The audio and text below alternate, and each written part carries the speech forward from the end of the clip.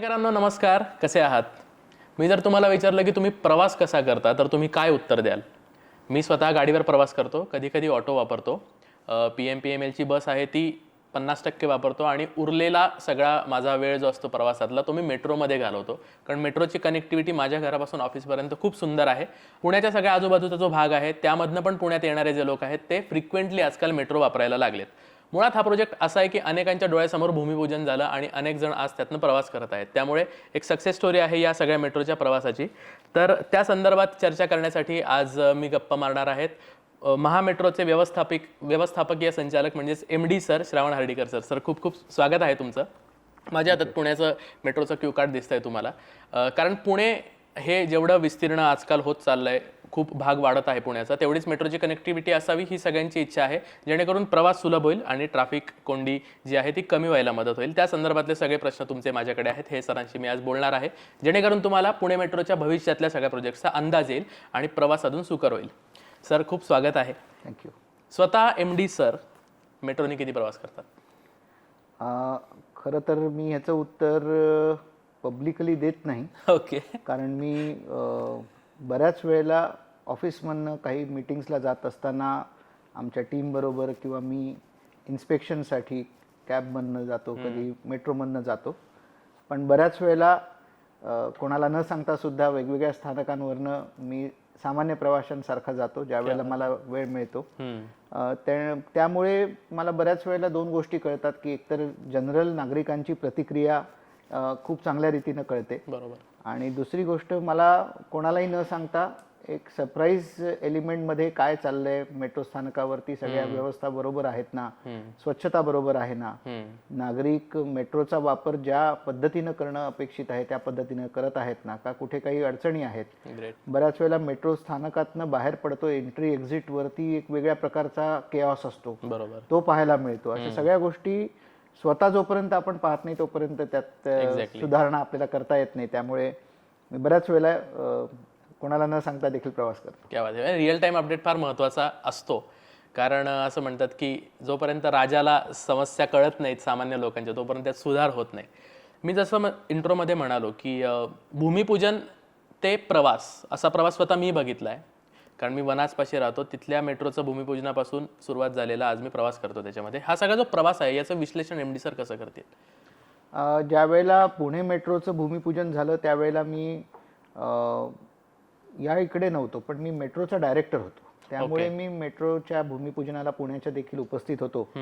त्यावेळेला मी नागपूर महानगरपालिकेचा आयुक्त या नात्याने मेट्रोच्या बोर्डावरती डायरेक्टर होतो. बरोबर. फॉर्च्युनेटली माझं नागपूर आयुक्त म्हणून बदली झाल्यानंतर मी पिंपरी चिंचवड आयुक्त म्हणून पुण्यामध्ये आलो आणि पुणे पिंपरी चिंचवडला जोडणारी ही मेट्रो असल्याने मी पुन्हा मेट्रोच्या डायरेक्टर बोर्डावरती मी आलो.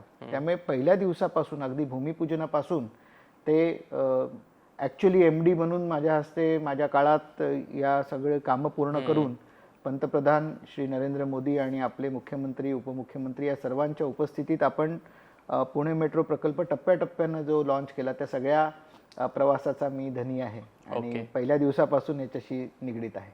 ओके. कधी ॲक्च्युअल भूमिपूजन झालंय? किती वर्षांपूर्वी झालंय सर?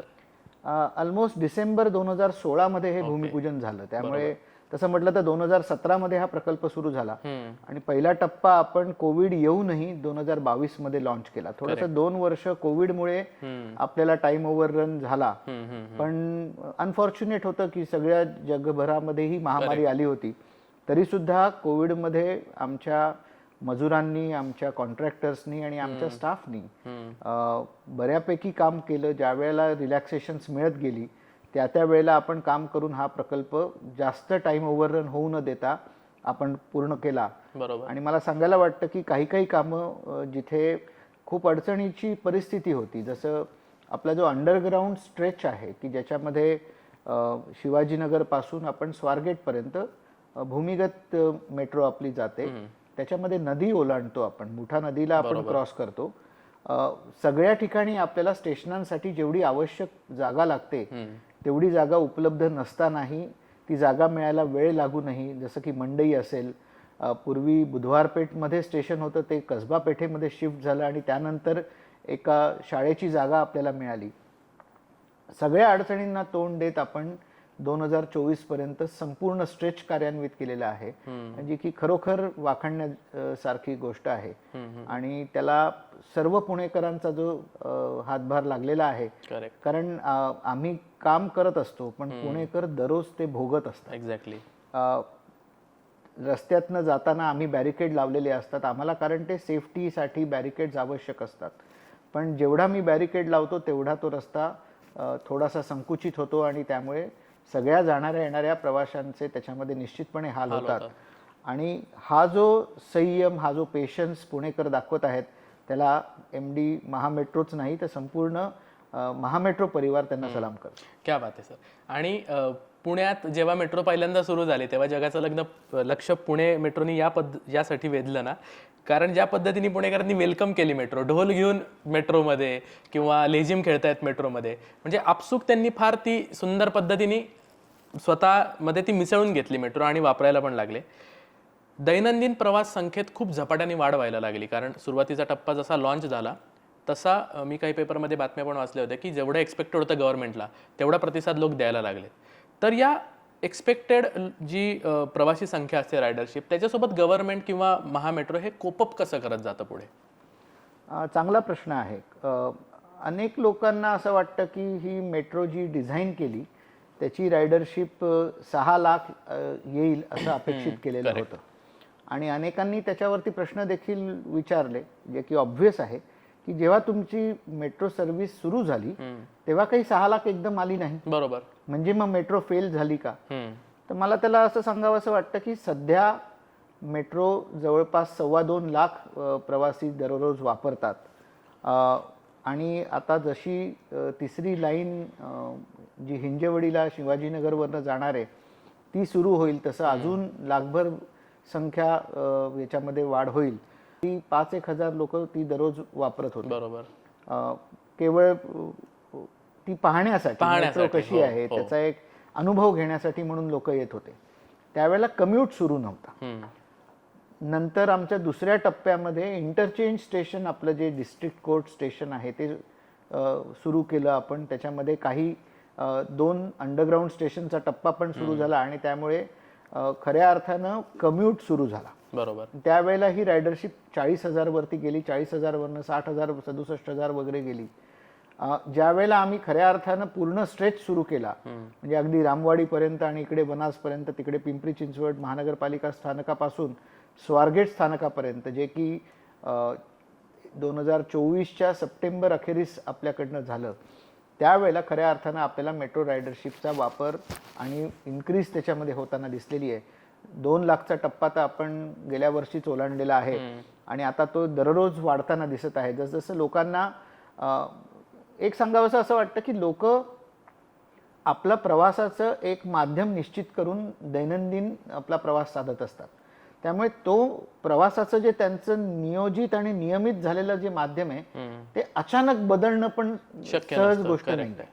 त्याच्यामध्ये खूप मोठा एक डिसिजन आहे. त्याच्यामध्ये एक कुठेतरी एक आर्थिक बाब आहे, त्याच्यामध्ये एक कन्व्हिनियन्स आहे, त्याच्यामध्ये वेळेची बचत किंवा वेळेमध्ये होणाऱ्या कमी जास्तपणा आणि सगळ्यात महत्त्वाचं म्हणजे इंटरमोडॅलिटी, की 2 मोड्समध्ये ज्या वेळेला मी प्रवास करतो त्यावेळेला तो किती सहज सुलभपणे मी ट्रान्झिशन एका मोडमधून दुसऱ्या मोडमध्ये करतो. ह्या सगळ्या गोष्टी त्याच्यामध्ये समाविष्ट असतात. आणि जितकं आता आम्ही ही गोष्ट शिकतो आहोत, जितकं आम्ही अधिकाधिक चांगल्या रीतीनं हे intermodal connections, multimodal transfers, seamless transfers याचा विचार जसजसं आता आम्ही करायला लागलेलो तसतसं ही संख्या वाढताना दिसते आहे. दुसरी गोष्ट अशी की अपेक्षित लोक पहिल्याच टप्प्यावर का आली नाहीत हा प्रश्न विचारला तर त्याच्यात असं सांगीन की जेव्हा पूर्ण नेटवर्क बनेल त्यावेळेला त्या नेटवर्कचा बेनिफिट आपल्याला सगळ्या अर्थानं खऱ्या अर्थानं आपल्या मेट्रोमध्ये मिळतो. नेटवर्क आज किती झालं तर 2 लाईन्स झाल्या म्हणजे पर्याप्त नाही, कारण हे फक्त 20% ते 30% नागरिकांच्या जवळपास 1 किलोमीटर अंतरामध्ये मेट्रो आलेली आहे. पण पुणे खूप मोठं आहे, त्यामुळे ज्या वेळेला मी 50 ते 60% नागरिकांच्या घरापासून 500 ते 1 किलोमीटर अंतरामध्ये मेट्रोचं स्थानक देईन, त्यावेळेला खऱ्या अर्थानं ते नेटवर्कचा बेनिफिट आणि खऱ्या अर्थानं मोठ्या प्रमाणामध्ये नागरिक मेट्रो वापरतील. त्यामुळे टप्प्याटप्प्यानं दिल्लीमध्ये यापूर्वी असाच अनुभव आला, मुंबईमध्ये आता तसाच अनुभव येतोय. जसजसं मेट्रोची नेटवर्क कपॅसिटी वाढत जाते तसतशी रायडरशिप मोठ्या प्रमाणात वाढायला लागते. करेक्ट. जेव्हा असं होतं की तुम्हाला वाटत असतं की एक 15-20 हजार लोक सुरुवातीपासून ट्रॅव्हल करायला लागतील आणि पहिल्या आकड्यात 4-5 हजारच करतायत, तेव्हा असं नाही होत का की यार मी एवढा अभ्यास केला परीक्षेचा पण कुठेतरी मी कमी पडलो, तर असं तुम्हाला तुमची परीक्षाच असते कारण ही, तेव्हा मग तुम्ही एनकरेज कसं केलं पुणेकरांना की वापरा म्हणून? कारण हाताला धरून तर तुम्ही बसवू शकत नाहीत, तर ती प्रोसेस काय होती? नाही, मेट्रो ही ॲस्पिरेशनल आहे. आणि जर तुम्ही पाहिलं तर पुण्याची मेट्रो ही अनेक अर्थानं एकदम तांत्रिकदृष्ट्या एस्थेटिकली सौंदर्य सुद्धा त्याचं जर पाहिलं तर खूप चांगल्या रीतीनं डिझाईन झालेली आहे. स्टेशन वैशिष्ट्यपूर्ण पद्धतीनं डिझाईन आहे, वर्ल्ड स्टँडर्ड्स मॅच करतो आणि त्यामुळे इंटरनॅशनली अशी चांगली मेट्रो आहे म्हटल्यावरती लोकांना ती वापरायची आहे. ट्रू. पण मी जसं आधी म्हटलं तसं की मेट्रो वापरणं हे काही स्टँड अलोन टास्क नाही की सगळेच जण मेट्रो पासून 50 मीटर अंतरावरती राहत आहेत आणि ते येऊन चालत येऊन पटकन मेट्रो पकडतील आणि त्यांचं डेस्टिनेशन सुद्धा अगदी लागू नये. ही बाब शक्य नाही. म्हणजे तुम्हाला फर्स्ट माइल लास्ट माइल कनेक्टिव्हिटी, पहिला प्रवास मेट्रोच्या स्थानकापर्यंतचा आणि स्थानकापासून तुमच्या इप्सितस्थळी जाण्याचा दुसरा प्रवास हे कुठल्या तरी दुसऱ्या माध्यमातून करायचं. बरोबर.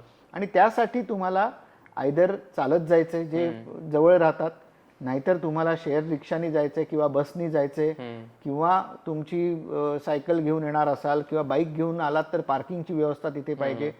अशा वेगवेगळ्या चॅलेंजेस या प्रवासामध्ये असतात.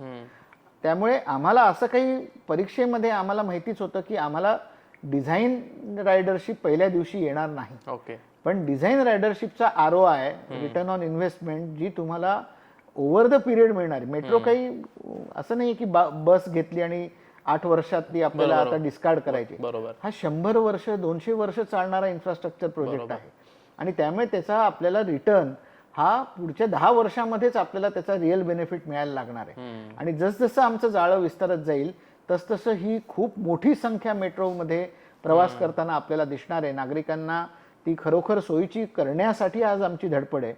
परीक्षेमध्ये आम्ही काही अंशी सुरुवातीला पास नाही झालो, याचं कारण आम्हाला जे लास्ट माइल कनेक्टिव्हिटी फर्स्ट माइल कनेक्टिव्हिटीचे जे लिंकेज अधिक सुधारायला पाहिजे हे फार चांगल्या रीतीनं लक्षात यायला त्यावेळेला सुरुवात झाली आणि आता आम्ही त्याच्यावरती सस्टेन पद्धतीनं काम करतो आहोत. ओके. लास्ट माइल कनेक्टिव्हिटी मला वाटतं तोपर्यंत होऊ शकत नसेल सर, म्हणजे correct me if I am wrong, की जोपर्यंत बाकीचे पण इन्स्टिट्यूशन्स आहेत म्हणजे PMPML आहे, PMT आहे, हे एकत्र मिळून काम करत नाहीत तोपर्यंत.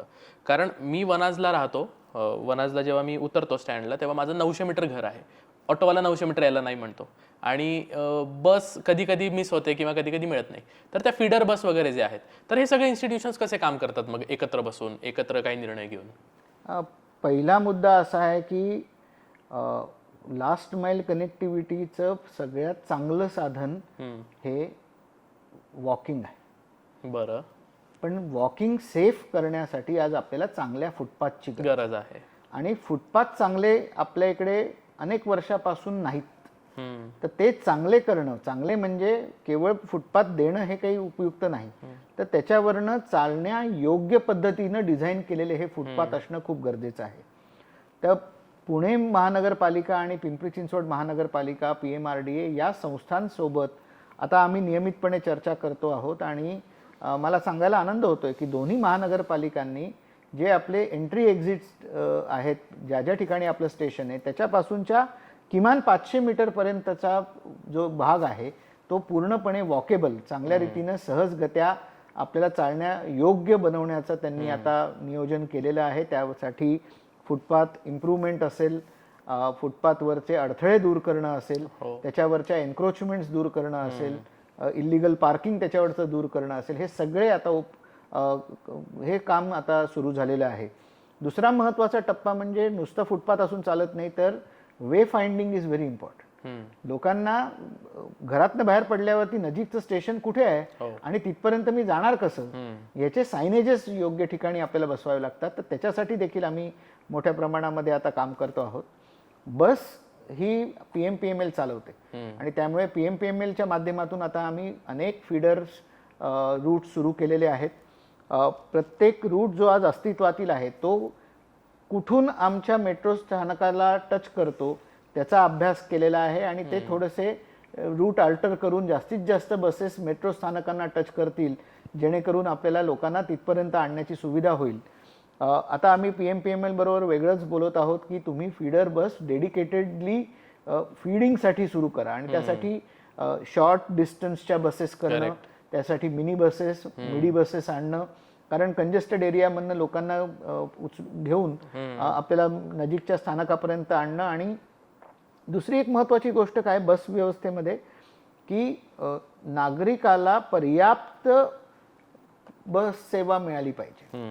म्हणजे एखाद्या भागात मी बस रूट सुरू केला आणि एक बस सोडल्यानंतर 45 मिनिटं दुसरी बस आली नाही, तर तो काही नागरिक तिथे 45 मिनिटं वाट पाहणार नाही. त्याला किमान 5 मिनिटांमध्ये दुसरी बस लगेच उपलब्ध होईल याची जर शाश्वती असेल तरच मात्र हा नागरिक बस प्रवासाला येणार आहे. दुसरी गोष्ट, बसमध्ये प्रचंड गर्दी झाली तरी सुद्धा नागरिक त्याच्यामध्ये शिरणार नाही, कारण आपल्याला कुठे ना कुठेतरी महिला विशेषत्वानं ज्या प्रवास करतात त्यांच्या डिग्निटीचा आणि सेफ्टीचा देखील आपल्याला विचार करावा लागतो. आणि त्यामुळे पुरेशी बस आपल्याला उपलब्ध करून दिली पाहिजे, पुरेशा वेळाला ती उपलब्ध करून दिली पाहिजे. यासाठी कुठे ना कुठेतरी आम्ही फीडर रूट रॅशनलायझेशन हा एक चांगला उपक्रम आता महानगरपालिका, PMPML आणि महामेट्रो या तिघांनी मिळून सुरू केलेला आहे. याच्यासाठी संपूर्ण पुणेकरांचं ओरिजिन डेस्टिनेशन कसं आहे, त्यांचा प्रवास मॅक्सिमम कुठून कुठे चालतो याचा अभ्यास करून एकदम सायंटिफिकली हे आता रूट रॅशनलायझेशन आम्ही करतो आहोत. आणि PMPMLच्या मदतीनं मॅक्सिमम रूट रॅशनलायझेशन करून नवीन फीडर रूट्स जे ज्या भागामध्ये कव्हरेज कमी आहे बसेसचा तिकडे वाढवण्याचा आता आमचा पूर्णपणे प्रयत्न आहे. एक चांगली गोष्ट आता आम्ही केली ते म्हणजे सगळ्या रिक्षा संघटनांशी आम्ही चर्चा केली.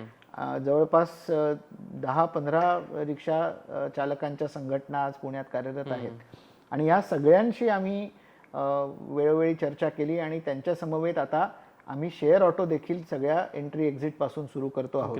टप्प्याटप्प्यानं सगळ्याच स्थानकांवरनं या शेअर ऑटो सिस्टीम सुरू होईल. शेअर ऑटोमध्ये कसं आहे की काही एक डेस्टिनेशन पॉईंट, एक entry start point, exit point ठरवून त्याच्यावरती पीक टाइम मध्ये दिवसाच्या सकाळचा आणि संध्याकाळचा पुरेशा रिक्षा उपलब्ध असणं आणि निश्चित ठरवलेल्या दरानं शेअर ऑटोनी तिकडे चालवणं, ही गोष्ट आता आम्ही सगळ्या रिक्षा युनियन्सशी आम्ही चर्चा करून त्यांच्या लक्षात आणून दिलेली आणि त्यांनी देखील पॉझिटिव्हिटी दाखवलेली आहे. अनेक स्टेशन्सवरती आता शेअर ऑटोचे रूट्स निदान पीक टाइम मध्ये तरी सुरू आपण करतो. ऍक्च्युली ही इन्फॉर्मेशन माझ्यासाठी नवीन होती, अनेक लोकांना पण नवीन असेल, कारण रिक्षा चालक हा खूप इनसेक्युअर होऊ शकतो जेव्हा पब्लिक ट्रान्सपोर्टचा रेट वाढतो. तर ही खूप चांगली गोष्ट आहे ऍक्च्युली की तुम्ही त्यांना सामावून घेतलं, म्हणजे एक विश्वास दिलाय की जसं पब्लिक ट्रान्सपोर्ट वाढेल तर त्यांचाही धंदा वाढेल, त्यांच्या पोटावर पायी येणार नाहीये. रिक्षा ही आमची कॉम्पिटिशन नाहीच आहे. मी फक्त मेन मोठ्या मास ट्रान्झिट कॉरिडॉर वरतीच चालतो, मी काही गल्लीबोळांमध्ये जात नाही. गल्लीबोळातनं नागरिकांना मेट्रोपर्यंत आणण्याचं मोठं काम रिक्षाला करायला लागेल आणि जर रिक्षानी जर ते वेळीच चांगल्या रीतीनं जर तो सेक्टर टॅकल केला नाही, तिथेच जर कुठेतरी अडचणी निर्माण करत राहिले रिक्षावाले, तर रिक्षावाल्यांचा बिझनेस अन्य कुठली तरी सेवा घेईल. उद्या रॅपिडो येईल, 2 व्हीलर रॅपिडो येईल किंवा कुठले, तर हे सगळे जर प्रवासाची साधनं येऊन रिक्षावाल्यांचा बिझनेस घेऊन गेले तर मात्र अडचण होणार आहे. हीच गोष्ट आम्ही सगळ्या युनियन्सशी बोलताना महत्त्वपूर्ण रीतीनं आम्ही त्यांना सांगितलेली आणि ती त्यांना आता समजली आहे. माझा विश्वास आहे की अनेक स्थानकांवरनं आता शेअर ऑटो निदान पीक टाइममध्ये तरी सुरू होतील आणि ते जास्तीत जास्त नागरिक वापरतील असा आमचा विश्वास. So thoughtful of you. एक सरकारचं ध्येय असतं पब्लिक ट्रान्सपोर्ट वाढवण्यामागचं की रस्त्यावरची गर्दी कमी व्हावी. तरी आजकाल अनेक लोक स्वतःहून पावलं टाकतायत की मी एकटा जर इथून इंजवडीला जातोय तर शेअर कॅब टाकीन, 4 जण एकत्र घेऊन जाईन. तर मेट्रो आल्यापासून तुम्हाला किती वाटतंय की खरंच वाहतूक कोंडी किती प्रमाणात कमी झाली आहे? कारण रस्त्यावर दिसताना आम्हाला थोडंसं जाणवू शकतं, पण याच्याबाबतचे काही आकडे असतील किंवा तुमचा काही अंदाज असेल, अनुभव असेल? मेट्रो आल्यापासून आता आपण डायरेक्टली म्हटलं तर साधारणतः जेवढी रायडरशिप मेट्रोची तेवढे तर वाहनं कमी झाली निश्चितपणे रोडवरनं आपण कमी करू शकलेलो आहोत. पण मला असं सांगायचं आहे की मेट्रोचा जो विकासाचा दर आहे त्याच्यापेक्षा पुणे शहर वाढीचा दर जास्त आहे. कुठेतरी आपल्याला हा विचार लक्षात घेऊन सगळ्या अनुषंगाने पब्लिक ट्रान्सपोर्ट स्ट्रेंथन आपल्याला तात्काळ करण्याची आवश्यकता आहे आणि त्याच्यासाठी आपल्याला खूप जास्त संख्येनं बसेस लागणार आहेत. खूप चांगल्या पद्धतीची शेअर ऑटो सिस्टीम आपल्याला प्रत्येक स्टेशनच्या आजूबाजूला आपल्याला राबवायची आहे. आणि नागरिकांना देखील मी असं सांगू इच्छितो की ज्यावेळेला मोड आपण बदलतो, प्रायव्हेट ट्रान्सपोर्ट पहिल्या माईलला वापरणार आणि मग मी तिथे जाऊन पार्किंगची अपेक्षा करणार, मी घरातनं बाईकवरती निघीन आणि तिथे पार्क करून दिवसभर मी माझं काम करून परत येईन.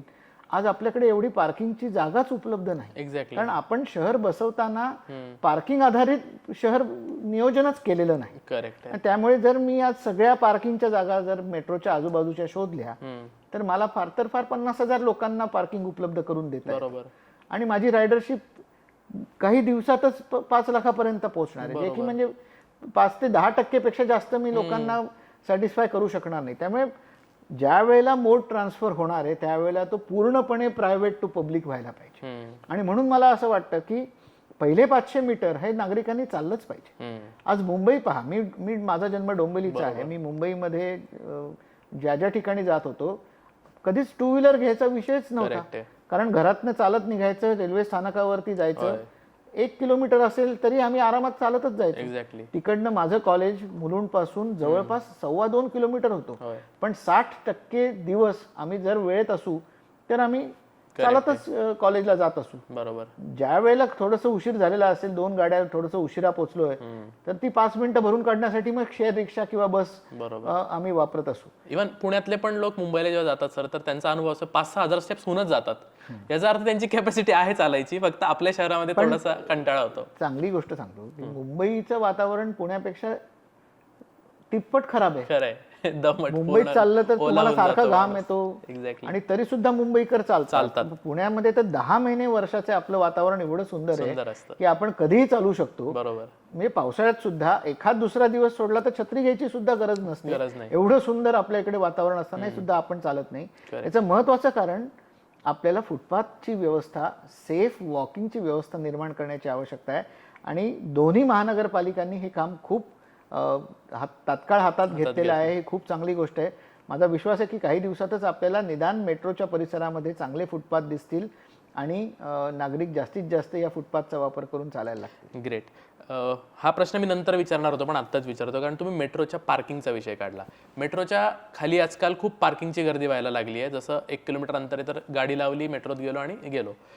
मुळात मेट्रो स्टेशन खालच्या पार्किंगचा विषय हा मेट्रोचा आहे का? म्हणजे ती जबाबदारी मेट्रोची आहे का तिथे पार्किंग उपलब्ध करून देणं? मी म्हटलं तसं की मला जर पार्किंग आधारित व्यवस्था निर्माण करण्याचं जर टास्क असेल तर ती आमची जबाबदारी आहे. बरं. पण आपल्या इथे पूर्ण डेव्हलपमेंट प्लॅन हा आपला पार्किंग आधारित नाही. करेक्ट. हा आपलं शहर हे प्रायव्हेट व्हेकल सेंट्रिक आपण डिझाईनच केलेलं नाही. आणि तसं असल्यामुळे आपण सगळ्या नागरिकांना पब्लिक प्लेसेसमध्ये आपण पार्किंग देऊ शकत नाही. दुसरी गोष्ट, पार्किंग रिझर्वेशन जर पर्याप्त असती आणि तिथे आपण multi storeyed car park develop केले असत्या तर एक कुठेतरी आपण सोल्युशन देऊ शकलो असतो. पण आज ज्या पद्धतीनं आम्ही स्टेशन डेव्हलप करतो आहे, कुठेच एखाद दुसरी जागा सोडली तर मला कुठल्याही ठिकाणी पार्किंगची सोडा, मला एंट्री एक्झिट बनवण्यासाठी जागा उपलब्ध नाही. मला कुठे ना कुठेतरी नागरिकांच्या फ्रंट मार्जिन मध्ये शिरावं लागतंय किंवा फुटपाथवरतीच मला उतरावं लागतंय. आज आपलं शहरच कंजेस्टेड आहे. आपले रस्त्याचीच उपलब्धता आधी शहरामध्ये कमी आहे. अशा परिस्थितीमध्ये आपण मेट्रो आणतोय कारण मास ट्रान्झिट असल्याने मेन कॉरिडॉरवरती मेट्रोच वापरतील लोक, जेणेकरून गाडी काढणार नाहीत. या भूमिकेतनं असल्याने आपल्याला जास्तीत जास्त लोकांना चालत किंवा फर्स्ट माईल लास्ट माईल सुद्धा कुठल्या ना कुठल्या तरी पब्लिक मोड ऑफ ट्रान्सपोर्टमध्ये किंवा IPT मध्ये, म्हणजे ज्याला शेअर ऑटो म्हणतो, त्याच्यामध्येच आपल्याला लोकांना कन्व्हर्ट करायचं आहे आणि तोच आपला लॉंग टर्म प्लॅन असणार आहे. Great. Let's talk about sir PCMC बद्दल थोडं, कारण त्यांचे पण अनेक प्रश्न असतात. ते आता उत्सुक आहेत, भक्ती शक्ती मार्ग आमचा कधी पूर्ण होणार आणि PCMC मधनं येणाऱ्या लोकांचे सगळ्यात आता थोडेफार जे हाल सुरू आहेत ते बंद कधी होतील? पिंपरी चिंचवड कॉर्पोरेशन हा आपला जो थांबा आहे तिथपासून भक्ती शक्ती चौकापर्यंतचं आपलं काम वेगानं सुरू आहे. ग्रेट. आणि मला विश्वास आहे की पुढच्या वर्षीच्या मध्यापर्यंत आपण हे काम पूर्ण करून आपला हा सेक्टर लॉन्च होईल. ओके. आता व्हायडक्टचं काम अगदी अंतिम टप्प्यात आहे. काही टप्प्यामध्ये आता ट्रॅकचं काम सुरू होईल, ओव्हरहेड ट्रॅक्शन केबल्सचं काम सुरू होईल, स्टेशनचं काम देखील जवळपास आता ढाचे पूर्ण होत आलेले आहेत आणि पुढच्या वर्षभरामध्ये म्हणजे साधारणतः पुढच्या जूनपर्यंत आमचा पूर्णपणे प्रयत्न राहणार आहे की ह्या आपण स्ट्रेच ओपन करू. ओके. आत्ता सध्या मी काही आकडे काढत होतो गुगलवरून, तर एक 10 ते 12% ट्रॅफिक अशा लोकांचं आहे सर की जे ना रोज कंपनीला 31 किलोमीटर लांबून, उदाहरणार्थ वाघोली ते हिंजवडी, त्यांना कॅबनी जावं लागतं, त्यांची एक गर्दी रस्त्यावर असते. चाकण एक पट्टा आहे, हिंजवडी आहे, इकडे बाणेरला पण काही IT सेक्टर आहे, खराडीला आहे. तर औद्योगिक क्षेत्रांना मेट्रोने जोडण्याचं महत्त्व किती जास्त वाटतंय तुम्हाला? महत्त्वाचा मुद्दा तुम्ही विचारलेला आहे की आपल्या शहरामध्ये इंडस्ट्रीयल आणि IT चे 2 मोठे कॉरिडॉर्स आहेत. जर आपण इंडस्ट्रीयल कॉरिडॉर पाहिला तर हा सगळा पिंपरी चिंचवड भोसरी आणि आता नव्यानं डेव्हलप झालेला तळेगाव चाकण, बरोबर, हा सगळा भाग आपला इंडस्ट्रीयल कॉरिडॉर आहे. दुसरा जो IT corridor over the years पुण्यामध्ये डेव्हलप झालेला आहे तो सुरुवातीला डेव्हलप झाला हिंजवाडीमध्ये, आणि आता जर तुम्ही पाहिलं तर आपल्या इकडे खराडी विमाननगर हा एक मोठा IT कॉरिडॉर आहे, IT हब आहे. आणि त्यासोबत अमानोरा मगरपट्टा सिटी हा जो हडपसरचा जो भाग आहे तो देखील आपल्या इकडचा एक चांगला IT हब डेव्हलप झालेला आहे. त्या व्यतिरिक्त हडपसरच्या पलीकडे देखील इंडस्ट्रीयल टाउनशिप्स आहेत, इंडस्ट्रीयल इस्टेट आहेत. त्यामुळे आपल्या वेगवेगळ्या ठिकाणी हे आपण पॉकेट्स जर मॅप केले तर आत्ताचं जे आपलं मेट्रोचं जे जाळं आपण बनवतो आहे ते मॅक्सिमम रेसिडेन्शियल भागातनं IT किंवा इंडस्ट्रीयल हबला जोडणारं असंच आपण हे जाळं बनवत आहोत. ग्रेट. म्हणजे आता ही जी लाईन 3 सुरू होईल ही सेंट्रल ऑफ पुण्यापासून म्हणजे शिवाजीनगर पासून सुरुवात होऊन ती जाणार आहे हिंजवडीपर्यंत.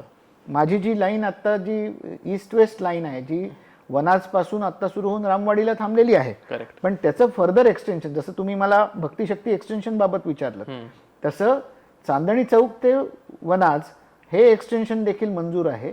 आणि रामवाडी पासून वाघोलीतल्या विठ्ठलवाडीपर्यंतचं देखील आपलं एक्सटेन्शन मंजूर आहे आणि त्याचं काम देखील आता लवकरच सुरू होत आहे. त्याच्यामध्ये खराडीचा पूर्ण बेल्ट कव्हर होतो, विमाननगरचा बेल्ट कव्हर होतो. आणि आता जी नवीन लाईन एक मंजूर झालेली आहे जी खडकवासल्यावरनं सिंहगड रोड मार्गे हडपसरला जाणार आहे आणि हडपसरवरनं मगरपट्टा, अमानोरा, मुंडवा असं करत खराडीला येऊन या लाईनला कनेक्ट करणार आहे जी आमची खराडी बायपासवरनं जाते आहे. याच्याने पूर्ण जो आपला ईस्ट आणि वेस्टर्न सबब म्हणजे सिंहगड रोड पट्टा हा पूर्णपणे रेसिडेन्शियल भाग आहे. तिथे कुठलंही कमर्शियल किंवा तिथे कुठलंही असं बेल्ट नाही की ज्या ठिकाणी नागरिकांना तिकडनं राहणाऱ्या सगळ्यांना कुठे ना कुठे अन्यत्र कामासाठी किंवा शिक्षणासाठी जावं लागतं असा तो भाग आहे. तिकडनं सगळे नागरिक मध्य पुण्यातनं नागरिक येतील, हे सगळेच्या सगळे प्रवास करून हे जे सगळे मेन IT हब असतील किंवा इंडस्ट्रीयल हब असतील तिथे मेट्रोनी प्रवास करू शकतील. आता जर तुम्ही पाहिलं हे सगळं जाळं बनत आहे. म्हणजे खडकवासल्यावरनं तुम्हाला गावात यायचं असेल तर तुम्ही जी आमची लाईन 4A आहे ती माणिकबागवरनं तुम्ही घेतलीत तर ती नळस्टॉपला येऊन तुम्हाला कनेक्ट करते, तिकडनं गाडी बदलून तुम्ही पाहिजे तिकडे पुण्यात जाऊ शकता. किंवा जर तुम्ही थेट गेलात तर हडपसर पर्यंत जाऊ शकता, तिकडनं खराडीला जाऊ शकता. बरोबर. ज्याला हिंजवाडीला जायचंय तो डिस्ट्रिक्ट कोर्ट हा महत्वाचा इंटरचेंज पॉईंट होणार आहे. बरोबर. डिस्ट्रिक्ट कोर्टला 3 लाईन्स आज मिळत आहेत. त्याच्यामध्ये लाईन 1 जी आपली पिंपरी चिंचवड स्वारगेट येते, रामवाडी वनाज येते, त्या 2 लाईन्स आहेतच. पण इथपासूनच 100 मीटर अंतरावरती जी तिसरी लाईन शिवाजीनगर म्हणजे डिस्ट्रिक्ट कोर्ट ते हिंजवडी होते ही 100 मीटरनी आता आम्ही फुट ओव्हर ब्रिजनी जोडतो आहोत. म्हणजे ह्या 3 महत्वाच्या लाईन ह्या शिवाजीनगरमध्ये डिस्ट्रिक्ट कोर्टला आज मिळत आहे. त्यामुळे कुठल्याही भागात तुम्हाला भविष्यामध्ये कुठल्याही भागात जायचं असेल तर मेट्रोचं पूर्ण जाळं तयार होतंय. लाईन 4A झाल्यानंतर त्यांचे देखील विस्तार भविष्यामध्ये प्लॅन्ड आहेत. Great great. म्हणजे आता खडकवासल्यापासून जी सुरू होती ती सिंहगड रोड पण कव्हर करणार आहे, कारण सिंहगड रोडकर बिचारे म्हणत होते की आम्ही थोडेसे वंचित राहिलो, विकास पण आमच्याकडे उशिरा आला, मेट्रो पण उशिरा येते. यांनी त्यांची खूप मोठी समस्या सॉल्व्ह होईल. मी स्वतः एक सिंहगड रोडला राहणारा रहिवासी असल्यामुळे. ओके. अंडरग्राऊंड मेट्रोबद्दल एक फार कुतूहल आहे लोकांना. जसं तुम्ही सांगितलं की आपण नदी खालनं पण मेट्रो नेली आहे. अंडरग्राऊंडचा आता पुढचा टप्पा आहे स्वारगेट ते कात्रज. त्याचं काम कुठपर्यंत आलेलं आहे आणि थोडंसं मला हे पण जाणून घ्यायचं की अंडरग्राऊंड काम करण्यामध्ये काय काय वेगळे चॅलेंजेस असतात? स्वारगेट ते कात्रज हा प्रकल्प देखील आपल्याला मंजूर झालेला आहे आणि त्याचं काम देखील सुरू झालेलं आहे. कंत्राटदार ऑनबोर्ड आहेत, त्यांचं कास्टिंग यार्ड आणि कास्टिंग यार्डवरती सगळे एलिमेंट्सचं कास्टिंग हे सगळं काम सुरू झालेलं आहे. अंडरग्राऊंड कामाचं खासियत अशी आहे की ती बरंचसं काम जमिनीच्या खाली होत असल्याने आपल्याला लक्षात येत नाही. नाही. आता त्याच्यामध्ये जे टनेलिंगचं जे काम आहे हे टनेल बोरिंग मशीन नावाच्या एका मोठ्या इक्विपमेंटच्या माध्यमातून केलं जातं आणि ते आपण लोकांना नजरेस न येताच आपण ते लोअर करणार आहोत. तर त्याचा शाफ्ट बनवण्याचं काम सुरू आहे. टनेल बोरिंग मशीन्स आपले फर्बिश होत आहेत, त्याचे बनवण्याचं काम सुरू आहे आणि हे लोकांना न कळता जवळपास 25 ते 30 मीटर खोलीतनं आपल्या संपूर्ण hard rock, basalt hard rock मधनं हे 2 टनेल आपले जाणार आहेत आणि ते नागरिकांना कळणारही नाहीत. नागरिकांना कुठे कळेल तर ज्या ठिकाणी स्टेशन बनणार आहेत. तर स्टेशन बनण्याची जी प्रक्रिया आहे ती खऱ्या अर्थानं मूलतः कटन कव्हर पद्धतीनं स्टेशन बनतं. बरं. कटन कव्हर म्हणजे काय तर ज्या भागामध्ये आपल्याला साधारणतः 150 मीटर लांबीचं आपलं स्टेशन आहे, 120 मीटर ते 150 मीटर लांबीचं स्टेशन आहे आणि साधारणतः 25 ते 30 मीटर रुंदीचं ते स्टेशन. तर आपण ह्या आकाराचा एक खड्डा जमिनीमध्ये खरोखर खड्डा खणतो आणि मग वरनं झाकून टाकतो आणि खालपासून पूर्णपणे ते स्टेशन बांधत आणतो. आता आपलं जर कात्रजच्या रस्त्यावरती हे जे आपल्याला काम करायचे, अनेक नागरिकांना शंका आहे की हे कसं होणार आहे. बरोबर. तर त्यांना सांगायचं असं आहे की ज्या ठिकाणी स्टेशन एंट्री स्ट्रक्चर्स आहेत त्या ठिकाणी आपण चालू ट्रॅफिकमध्ये काही भाग बंद करून तिथे खोल खड्डा करणार. बरं. तो खड्डा एकदा खाली पर्याप्त लेवलला गेला की त्याच्यावरती आपण पुन्हा एक स्टीलचं कव्हर करून त्याच्यावरती रस्ता पूर्ववत करून देणार आणि मग आम्ही कुठल्याही ट्रॅफिकला अडथळा न करता खाली काम करत राहणार. थोडा निश्चितपणे इथे पण डायव्हर्जन्स आणि थोडंसं ट्रॅफिक कंट्रोल राहणारच आहे. पण एकदा का खड्डे आमचे तयार झाले सगळ्या स्टेशनच्या ठिकाणचे, वरती व्यवस्थित सेफ पद्धतीनं आम्ही त्याच्यावरती स्टील प्लेटिंग करून पूर्ववत रस्ता केला की नंतर वरच्यांना खाली काय काम चालू आहे ते बऱ्याच अंशी कळणार पण नाही. ट्रॅफिक सुरळीतपणे चालत राहील आणि पुढच्या 3 ते 4 वर्षामध्ये हे देखील काम आमचं पूर्ण होईल याचा आम्हाला विश्वास आहे. साधारणतः 2029 पर्यंत कात्रज पर्यंत मेट्रो घेऊन जायचा आमचा विश्वास आहे. उत्तम. तिकडच्या लोकांची पण फार डिमांड आहे. थोडीशी कळ काढायला लागेल पण लवकरच होईल अशी अपेक्षा आहे आम्हाला पण. सीएमची भाषण आम्ही जेव्हा ऐकतो विशेषतः पुण्यातली, तर ते म्हणतात की मेट्रो आल्यामुळे प्रदूषण कमी होत आहे, पर्यावरणपूरक आम्ही मेट्रो करायचा प्रयत्न करतोय.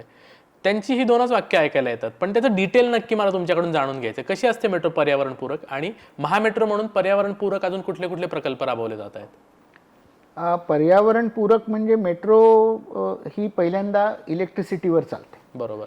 आणि त्यामुळे इलेक्ट्रिसिटीवरती चालत असल्यामुळे त्याच्यातनं कुठल्याही स्वरूपाचं डायरेक्ट पोल्युशन कुठलंही नाही. दुसरी गोष्ट, आपण ज्या वेळेला मेट्रो चालवतो त्यावेळेला तेवढ्या संख्येनं गाड्या आज आपण स्ट्रीटवरनं बाहेर काढतो, रस्त्यावरनं बाहेर काढतो. त्यामुळे त्यांनी होत असलेलं प्रदूषण आपण कमी करतो. बरोबर. तिसरी महत्वाची गोष्ट, आज आपण जी इलेक्ट्रिसिटी वापरतो त्यातली देखील आपण अधिकाधिक एनर्जी ही आपण सोलरच्या द्वारे जनरेट करतो आहे. त्यामुळे त्याच्यामध्ये देखील कोल बर्निंगचा आपण प्रमाण आपण कमी कमी करत जाणार आहोत. पुढची महत्वाची गोष्ट म्हणजे जेव्हा जास्तीत जास्त लोक, आज आपल्या इकडे पब्लिक ट्रान्सपोर्ट वापरणाऱ्या लोकांची संख्या पुण्यामध्ये केवळ 12% इतकी आहे. बरं. जगभरामध्ये जी पर्यावरणपूरक रीतीनं सस्टेनेबल पद्धतीनं राहणारी शहरं आहेत त्याच्यामध्ये हे प्रमाण 75% इतकं आहे. म्हणजे जर आपल्याला 75%ला जर जायचं असेल तर मेट्रो आणि बस शिवाय पर्याय नाही. ओके. जर 75% नागरिकांनी खरोखर पब्लिक ट्रान्सपोर्टचा वापर केला तर त्यासाठी मला प्रत्येक रस्त्यावरती किमान 4 मीटर रुंदीचा फुटपाथ दोन्ही बाजूला करावा लागेल. मला ह्या शहरामध्ये जवळपास 10,000 बसेस द्याव्या लागतील. ओके. आणि जवळपास 250 किलोमीटर लांबीचं मेट्रोचं नेटवर्क क्रिएट करून द्यावं लागेल. ओके. हे केल्यानंतर सुद्धा नागरिकांना मनाची तयारी करावी लागेल की आपल्याला पब्लिक ट्रान्सपोर्टला जायचं. बरोबर. तर कुठे हे एवढं जे वेगानं वाढणारं, आपल्या सगळ्यांना आवडणारं एक जगण्यायोग्य शहर आहे ते जगण्यायोग्य राहील. ओके. आपल्याला तिथे चांगला श्वास घेता येईल आणि नागरिक खऱ्या अर्थानं सेफ ट्रॅव्हल अनुभवू शकतील. ओके. भारतासमोरचं एक मोठं चॅलेंज लोकसंख्या आहे. पण सर आत्ता पुण्याची लोकसंख्या पण झपाट्याने वाढतीये, लाखो लोक नव्याने शहरात येत आहेत. इतकी लोकसंख्या असताना हे खरंच शक्य आहे की ही फक्त आयडियल सिच्युएशन आहे? नाही, मी कायम उदाहरण देतो की जगात सगळ्यात कंजेस्टेड शहर कुठलं असेल तर बार्सिलोना. एक्झॅक्टली. हो. आणि बार्सिलोना शहराची घनता साधारणतः 26-27 हजार इतकी आहे. पण ओल्ड सिटी बार्सिलोनामध्ये त्यांच्या नियोजनामध्येच कुठेही हायराईज नाही आहे. त्यांच्याकडे 6 ते 7 माळ्याचे एकसारखे दिसणारे बिल्डिंग ब्लॉक्स आहेत. त्यांनी ते सगळे बिल्डिंग ब्लॉक्स रस्त्याला पूर्ण नियोजन केलेले रस्त्यांचे 45 मीटर रुंदीचे रस्ते आहेत. त्याला 6-6 मीटर रुंदीचे फुटपाथ आहेत आणि पूर्ण ठिकाणी अंडरग्राऊंड मेट्रो आहे. आणि त्यामुळे रस्त्यावरनं बसेस मोठ्या संख्येनं जातात. सगळी मेट्रो अंडरग्राऊंड त्या परिसरामध्ये जाते. त्याचं योग्य आणि विस्तीर्ण असं जाळं बार्सिलोना शहरात आहे. आणि त्यामुळे कुठेही रस्त्यावरती एवढे नागरिक तिकडनं प्रवास करत असतात, एवढे मोठ्या संख्येनं टुरिस्ट त्या शहरामध्ये येत असले तरी रस्त्यावरती गर्दी झाली, अंगाला अंग घासत आपण रस्त्यावरनं चाललोय, धक्के लागतायत आपल्याला, रस्त्यावरती ट्रॅफिक जॅम आहेत, ही स्थिती कुठेच नाही. बरोबर. रस्त्यावरती पार्किंगचा सप्लाय इज सो रिस्ट्रिक्टेड की लोक पार्किंग करण्याचा विचारच करू शकत नाहीत, गाडी घेण्याचाच विचार करत नाहीत. कारण तुम्हाला गाडी घेण्यामध्ये आज पार्किंग शुल्क हा खूप मोठा डिसिजनचा भाग आहे. बरोबर. पण आज आपल्या इथे एखादी नवीन माणूस गाडी ज्या वेळेला विकत घेतो त्यावेळेला त्याचं डिसिजन मध्ये फक्त ही गाडी किती रुपयाला मिळते, त्याचे ॲव्हरेज किती आणि त्याची मेंटेनन्स कॉस्ट काय, या 3 गोष्टींवरतीच तो डिसिजन घेतो की मी ही गाडी घ्यायची किंवा नाही. पण आज आपण दररोज मला पार्किंगसाठी 100 रुपये 5 तासाला द्यायला लागले तर मी पण विचार करायला लागलो. बरोबर. की मी खरोखर गाडी विकत घ्यायची की नाही. आणि जोपर्यंत हे मूल्य फॅक्टराईन होत नाही तोपर्यंत त्याला आपल्याला खऱ्या अर्थानं पब्लिक ट्रान्सपोर्टला जाणं शक्य होत नाही. 75% नागरिक म्हणजे जर 1 कोटीचं शहर असेल आणि दिवसाला जर साधारणतः 2.25 कोटी 1.5 कोटी ट्रिप्स या शहरामध्ये होत असतील तर ह्यातल्या 75% म्हणजे 1 कोटी ट्रिप्स जर मला पब्लिक ट्रान्सपोर्टनी करायच्या असतील तर त्याच्यामध्ये जवळपास 25% म्हणजे 25 लाख ट्रिप्स मला मेट्रोनं कराव्या लागतील आणि साधारणतः 61 लाख ट्रिप्स या बसनी कराव्या लागतील आणि उरलेल्या 25 लाख ट्रिप्स हे अन्य IPT असतील किंवा सायकल्स असतील, सायकल शेअरिंग असेल किंवा अन्य मोड्स असतील याच्यानी करावे लागतील. पण हे जर खरोखर रिअलायझेशन करायचं असेल तर हे एका दुसऱ्या माणसाचं, एका दुसऱ्या ऑर्गनायझेशनचं काम नव्हे. हे सगळ्या पुणेकरांना अगदी आतपासून वाटलं पाहिजे की I want to create this Pune into a sustainable future city. Exactly. आणि हे जर मला करायचं असेल तर आज प्रत्येक पुणेकराला कुठे ना कुठेतरी हे फ्युचरचा वेध घेऊन निर्णय घ्यावे लागतील. कुठेतरी स्वतःवरती सेल्फ रिस्ट्रिक्टिंग ऑर्डिनन्स आहे हा की मला परवडतं म्हणून मी अजून एक नवीन बाईक घेणार आहे का नवीन गाडी घेणार आहे का. करेक्ट. कुठे ना कुठेतरी हा सेल्फ रिस्ट्रिक्टिंग ऑर्डिनन्स जोपर्यंत एनेबलिंग प्रोव्हिजन्स येत नाहीत की पार्किंग चार्ज होत नाही, कधी ना कधीतरी ते करायची वेळ येणारच आहे. एक्झॅक्टली. पण आज नाही म्हणून मी गाडी विकत घेत जायची का. बरोबर. म्हणजे एका घरात 2 माणसं राहतात आणि आमच्याकडे 4 गाड्या आहेत, अशी परिस्थिती आपण सगळ्यांनी निर्माण करायची का. हा विचार आज आपल्याला सगळ्यांना एकत्रितपणे करावा लागेल. म्हणजे तो जनरेशन रूल आला पुन्हा की एका जनरेशनला काहीतरी सॅक्रिफाईस करायलाच लागेल सस्टेनेबल डेव्हलपमेंटसाठी म्हणून. ओके. आम्ही प्रवास करताना बघतो मेट्रोमधनं की AI चा वगैरे खूप चांगला वापर केला जातो किंवा डिजिटायझेशनकडे खूप जास्त मेट्रो गेलेली आहे. तर कशा इन्क्लूड केल्यात नवीन गोष्टींमध्ये पण AI आणि स्मार्ट सिटीचा असा. 2 पद्धतीने आता आर्टिफिशियल इंटेलिजन्स आणि अनालिसिसचा आम्ही वापर करतो. एक तर कन्स्ट्रक्शन फेजमध्येच आम्ही आता डिजिटल टूल्स अनालिसिस आणि आर्टिफिशियल इंटेलिजन्स वापरतो की जेणेकरून कुठेही कॉन्ट्रॅक्टरचं मॉनिटरिंग, कामाचं सेफ्टी ऑडिट आणि त्याच्यावरती लक्ष ठेवणं आणि ते वेळेत काम पूर्ण करून घेणं याकरता आम्ही मोठ्या प्रमाणामध्ये प्रेडिक्टिव्ह इंजिन्स आम्ही वापरतो. दुसऱ्या बाजूला आता आपण डिजिटल माध्यमातूनच तिकीटिंग करतो. तर जास्तीत जास्त नागरिक हे ॲपच्या माध्यमातून, पूर्वी मेट्रोचं ॲप होतं, मेट्रोचं ॲप आजही आहे, पण नागरिक ज्या ॲपवर आहेत त्या ॲपवरनंच सगळ्या गोष्टी करू इच्छितात. त्यामुळे आता आम्ही वेगवेगळ्या ॲपवाल्यांशी आम्ही इंटिग्रेट केलेलं आहे. ONDC प्लॅटफॉर्मवर गेल्यापासून आता तुम्ही पेटीएम वापरत असाल तर पेटीएमवरनं मेट्रोचं तिकीट काढता येतं. आता उबरवरनं डायरेक्ट मेट्रोचं तिकीट काढता. सगळ्यात बेस्ट मी सांगू कुठलं आहे सर, व्हॉट्सॲप. मी फक्त हाय पाठवतो, पुढच्या 1.5 मिनिटात माझं तिकीट माझ्या मोबाईलमध्ये असतं. व्हॉट्सॲप तिकीटिंग सुरू करणारी पुणे मेट्रो ही पहिली मेट्रो आहे. आणि आता सगळ्यांनी आमचं पाहून सुरू केलं. त्याच्या मागची भूमिकाच अशी होती की नागरिक जिथे आहेत तिथे आपण जावं. करेक्ट. जास्तीत जास्त नागरिक व्हॉट्सअपवर आहेत म्हणून आम्ही व्हॉट्सअप तिकिटिंग सगळ्यात पहिल्यांदा लॉन्च केलं आणि आज ते सगळीकडे लोकांना अडॉप्ट झालेलं आहे. आता गुगल वॉलेट यायला लागलेलं आहे. गुगल वॉलेट गुगल मॅप्सवरती जाऊन जर तिकडनं डायरेक्ट गुगल मॅपवरनं तुम्ही जर मेट्रो ट्रॅक करून मेट्रोचं तिकीट काढू शकलात तर नथिंग लाईक इट. मग इतर गोष्टींची गरजच राहणार नाही. इव्हेंच्युअली नागरिक जिथे आहेत तिथे आपण पोचणं आणि तिथे आपण आपली सुविधा उपलब्ध करून देणं हा महत्त्वाचा टप्पा आम्ही आता पूर्ण केलेला आहे. आणि तिसरी गोष्ट की ज्या नागरिकांच्या समस्या आहेत किंवा स्टेशनवरती जे काही घडतं आहे, सेफ्टी असेल, सिक्युरिटी असेल, या सगळ्या गोष्टींच्या अनुषंगाने आपल्या इथे कारण एक प्लॅटफॉर्मवरती तुम्ही पाहिलं तर एक येल्लो लाईन आहे की ज्याच्या पुढे नागरिकांनी उभं राहणं अपेक्षित नाही. कारण मेट्रो जर अचानकपणे स्टेशनात शिरली आणि एखाद्या नागरिकाचा तोल गेला तर ॲक्सिडेंट होऊ शकतो. तर हे टाळण्यासाठी आम्ही आता तिथे सीसीटीव्हीची नजर ठेवलेली आहे. पण हजारोनी सीसीटीव्ही आहेत. हजारो सीसीटीव्ही काही माणसं मॉनिटर करू शकत नाही. तिथे पुन्हा याचा वापर आम्ही करतो आहोत आणि त्यातनं अलर्ट जनरेट होतात की कुठे लक्ष ठेवण्याची गरज आहे, कुठे नागरिकांची गर्दी जास्त होते, कोणी बॅगेज सोडून गेलं आणि त्यातनं काही घातपात होऊ शकतो का किंवा कोणाची बॅग सुटली का, इथपासून ते कुठे बाचाबाची झाली, कुठे एस्कलेटरवरती नागरिक पडले, तर ह्याचा इमिजिएटली आमच्या स्टेशन कंट्रोलरला कसं कळणार.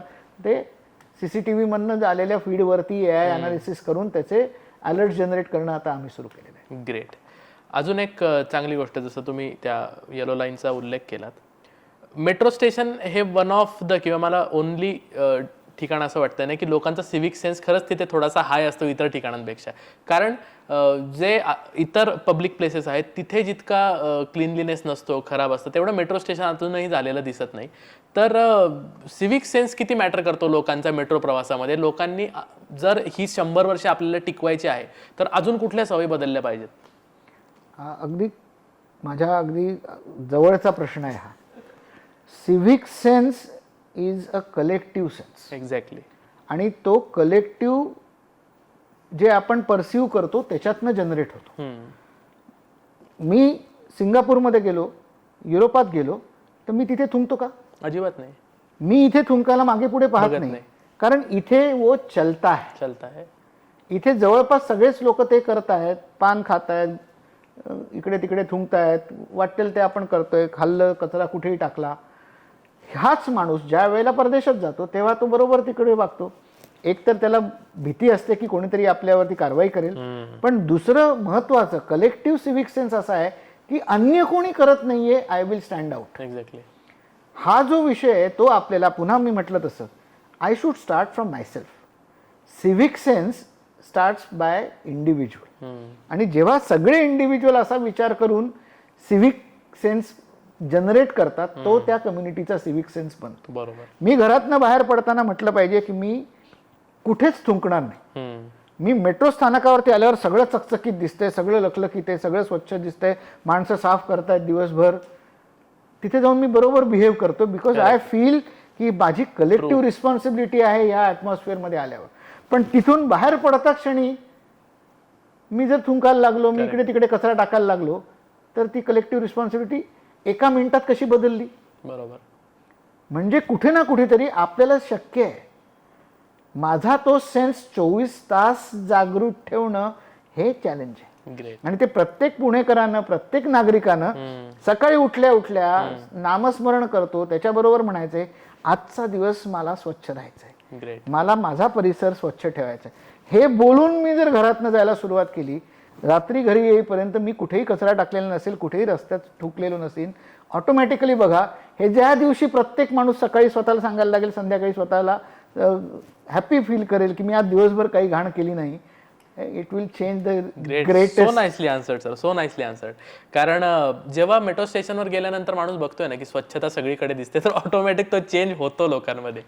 येस, म्हटलं that is why it is called civic sense. It is collective sociology, it is not individual. बरोबर. पुणे मेट्रोचं अजून एक अट्रॅक्शनचं पॉईंट आहे लोकांचं की स्टेशन्स खूप छान पद्धतीने बनवली आहेत. म्हणजे शिवाजीनगर मेट्रो स्टेशनला थोडासा अँटिक आणि जुना लुक दिलेला आहे. तर आता नवीन जे होत आहेत अजून स्टेशन, त्याच्यामध्ये पण काही प्रस्तावित संकल्पना आहेत अशा?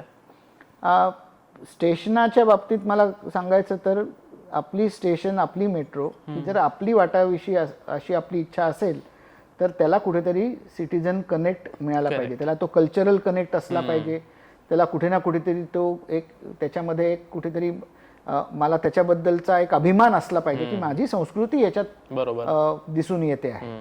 आणि त्यासाठी आपली वाडा संस्कृती आहे, त्याच्यासाठी आपण काही स्टेशनं बनवली, शिवाजीनगर असेल किंवा PMCचं स्टेशन असेल, किंवा आपली पगडी आहे, पगडीसाठी आपण डेक्कन जिमखाना, संभाजी उद्यान, हे 2 स्टेशन्स आपली तशी बनलेली आहेत. या व्यतिरिक्त आपल्याकडे FTII आहे, फिल्म अँड टेलिव्हिजन इन्स्टिट्यूट, त्याच्या बाजूला नळस्टॉप आहे. तर नळस्टॉप स्टेशनाचा फसाड हा तर पिक्चरच्या फिल्म सारखाच आहे, बरोबर, किंवा इंडस्ट्रियल थीम वरती किंवा ग्रीन लीफ थीम वरती, किंवा येरवड्यामध्ये गांधीजी जेलमध्ये असल्यामुळे, तुरुंगात असल्यामुळे आपण तिथे दांडी मार्च नागरिकांना दाखवलेली आहे. असं वेगवेगळ्या थीम वरती आपण ही सगळी स्टेशनं बनवत आहोत. नवीन स्टेशनं आता ज्या ज्या भागात जात आहेत त्या त्या भागामधल्या नागरिकांची जी तिकडची कल्चरल त्यांची जी स्ट्रेंथ्स आहेत, त्यांचा जो अनुभव आहे, त्याचं कुठे ना कुठेतरी चित्र आपल्याला नवीन स्टेशन्सवरती दाखवता येईल. पण एक चॅलेंज त्याच्यात असतो की जेवढं कॉम्प्लेक्स स्ट्रक्चर आपण डिझाईन करतो ते एक्झिक्यूट करणं तितकंच कॉम्प्लेक्स आहे, डिफिकल्ट आहे. त्यामुळे आता आपण स्टँडर्ड स्ट्रक्चरल डिझाईन वापरून थीम त्याच्यात कशा अडॉप्ट करता येईल याचा नाविन्यपूर्ण विचार करतो. करेक्ट आहे. आणि त्याच्यात बहुतांशी पर्सेंटेजमध्ये ना मेट्रो यशस्वी झाली आहे सर. कारण 2026 सुरू आहे सर. पुढच्या 5 वर्षात पुणेकरांना मेट्रोचं काय चित्र बघायला मिळेल? आता आपल्याकडे ऑलरेडी 33 किलोमीटर लांबीचे 2 लाईन्स सुरू आहेत. करेक्ट. तिसरी लाईन 23 किलोमीटर लांबीची शिवाजीनगर ते हिंजवडी आता लवकरच सुरू होईल. यापुढे 2 एक्सटेन्शन्स, जसं उत्तर दक्षिण एक्सटेन्शन पिंपरी चिंचवड पासून भक्तिशक्तीपर्यंत आणि स्वारगेट पासून कात्रजपर्यंत ऑलरेडी काम सुरू झालेलं आहे. आणि पूर्व पश्चिम एक्सटेन्शन म्हणजे चांदणी चौकापर्यंत आणि इकडे वाघोली विठ्ठलवाडीपर्यंत एक्सटेन्शन होतील एक्झिस्टिंग लाईनचे. या व्यतिरिक्त लाईन 4 आणि 4A म्हणजे खडकवासल्याला सुरुवात होऊन सिंहगड रोड मार्गे हडपसरपर्यंत आणि हडपसरवरनं डावीकडे वळून म्हणजे मगरपट्टा, अमानोरा, मुंडवा असं करत खराडी बायपासपर्यंत ही लाईन जाणार आहे. ही पण ऑलरेडी मंजूर झालेली आहे, त्याचं देखील काम आता लवकरच सुरू होईल. अशा लाईन्स ऑलरेडी मंजुरीमध्ये आहेत. जे आपण DPR बनवत आहोत त्याच्यामध्ये 3 महत्त्वाचे DPR आता आपण बनवत आहोत. पिंपरी चिंचवडकरांसाठी एक भक्तिशक्तीवरनं रावेत मार्गे पुणे बायपासनी वाकडपर्यंत आणि वाकडवरनं गावात पुन्हा शिरून पिंपळे सौदागर, पिंपळे गुरव करत नाशिक फाटा, नाशिक फाट्यावरनं भोसरी, भोसरीहून चाकण असा एक महत्त्वाचा आपला एक प्रकल्प DPR तयार झालेला आहे. तो सध्या पिंपरी चिंचवड महानगरपालिकेकडे मंजुरीस्तव गेलेला आहे. तो पण लवकर जर मंजूर झाला तर तो केंद्र शासनाकडे जाईल. जी हडपसरपर्यंत खडकवासल्यावरनं लाईन येणार आहे त्याचीच 2 एक्सटेन्शन, जी लोणी काळभोरपर्यंत जाणारे जी लाईन 4B असेल आणि त्याचंच एक अजून एक स्पर लाईन जी सासवड फाट्यावरनं सासवड रोड रेल्वे स्थानकापर्यंत जाणारे, अशी 2 एक्सटेन्शन्स ऑलरेडी DPR बनवून केंद्र शासनाकडे गेलेले आहेत, जे मंजुरीच्या प्रतीक्षेत आहेत. या व्यतिरिक्त अजून 2 DPR आपण बनवत आहोत. महत्त्वाचा DPR त्यातला म्हणजे जी आज हिंजवडीहून शिवाजीनगरपर्यंत जी लाईन आलेली आहे, लाईन 3, हीच पुढे गावामध्ये एक्सटेंड करून कॅम्पातनं पुढे कोंढवा आणि NIBM रोडपर्यंत ती घेऊन जाणं आणि भविष्यामध्ये ती उंडरी मोहम्मदवाडी ही जी आता ईस्टर्न सबब्स झालेली आहे तिथपर्यंत घेऊन जाणं. आणि या व्यतिरिक्त एक लाईन म्हणजे एक छोटासा कनेक्टर आहे जो रामवाडी स्थानकावरनं एअरपोर्टपर्यंत नागरिकांच्या सोयीसाठी आम्ही घेऊन जाणार आहोत. त्याचा देखील DPR बनवण्याचं काम सध्या सुरू आहे. या व्यतिरिक्त अजून एक महत्त्वाची लाईन जी लोकप्रतिनिधींनी खासदार साहेब जे आता मंत्री महोदय आहेत मोहोळ साहेबांनी जास्त त्याच्यामध्ये मागणी केलेली आहे, ती म्हणजे पूर्णपणे रिंग रोडवरनं म्हणजे आपल्या शेवाळवाडीवरनं सुरू होऊन खडी मशीन चौक, कात्रज आणि बायपास मार्गे ती वारजे असं करत करत ती वाकडपर्यंत हिंजवडीपर्यंत घेऊन जाणे, अशी एक महत्त्वाची लाईन. त्याचं सुद्धा आता DPR करण्याची अनुमती घेण्यासाठी आपण केंद्र शासनाकडे प्रस्ताव पाठवला आहे. भविष्यामध्ये साधारणतः 200 किलोमीटरपेक्षा अधिक लांबीचं नेटवर्क हे पुणे शहरामध्ये होणार आहे. आणि परवाच सन्माननीय मुख्यमंत्री महोदयांनी त्यांच्या भाषणामध्ये आम्हाला नवीन काम सांगितलेलं आहे, ते म्हणजे सासवड रोड रेल्वे स्थानकापर्यंत मेट्रो थांबवायची नाही, तर ती पुढे तशीच दिवे घाटातनं पुरंदर एअरपोर्ट पर्यंत आत्तापासूनच नियोजन करा, अशा सूचना सन्माननीय मुख्यमंत्री महोदयांनी परवाच दिलेल्या आहेत. आणि त्यामुळे ते देखील आता आपण काम लवकरच त्याचं नियोजनाचं काम DPR बनवण्याचं काम हाती घेणार आहोत. ग्रेट. हे पुढच्या 5-6 वर्षामधले म्हणजे टप्पे आहेत, बरोबर?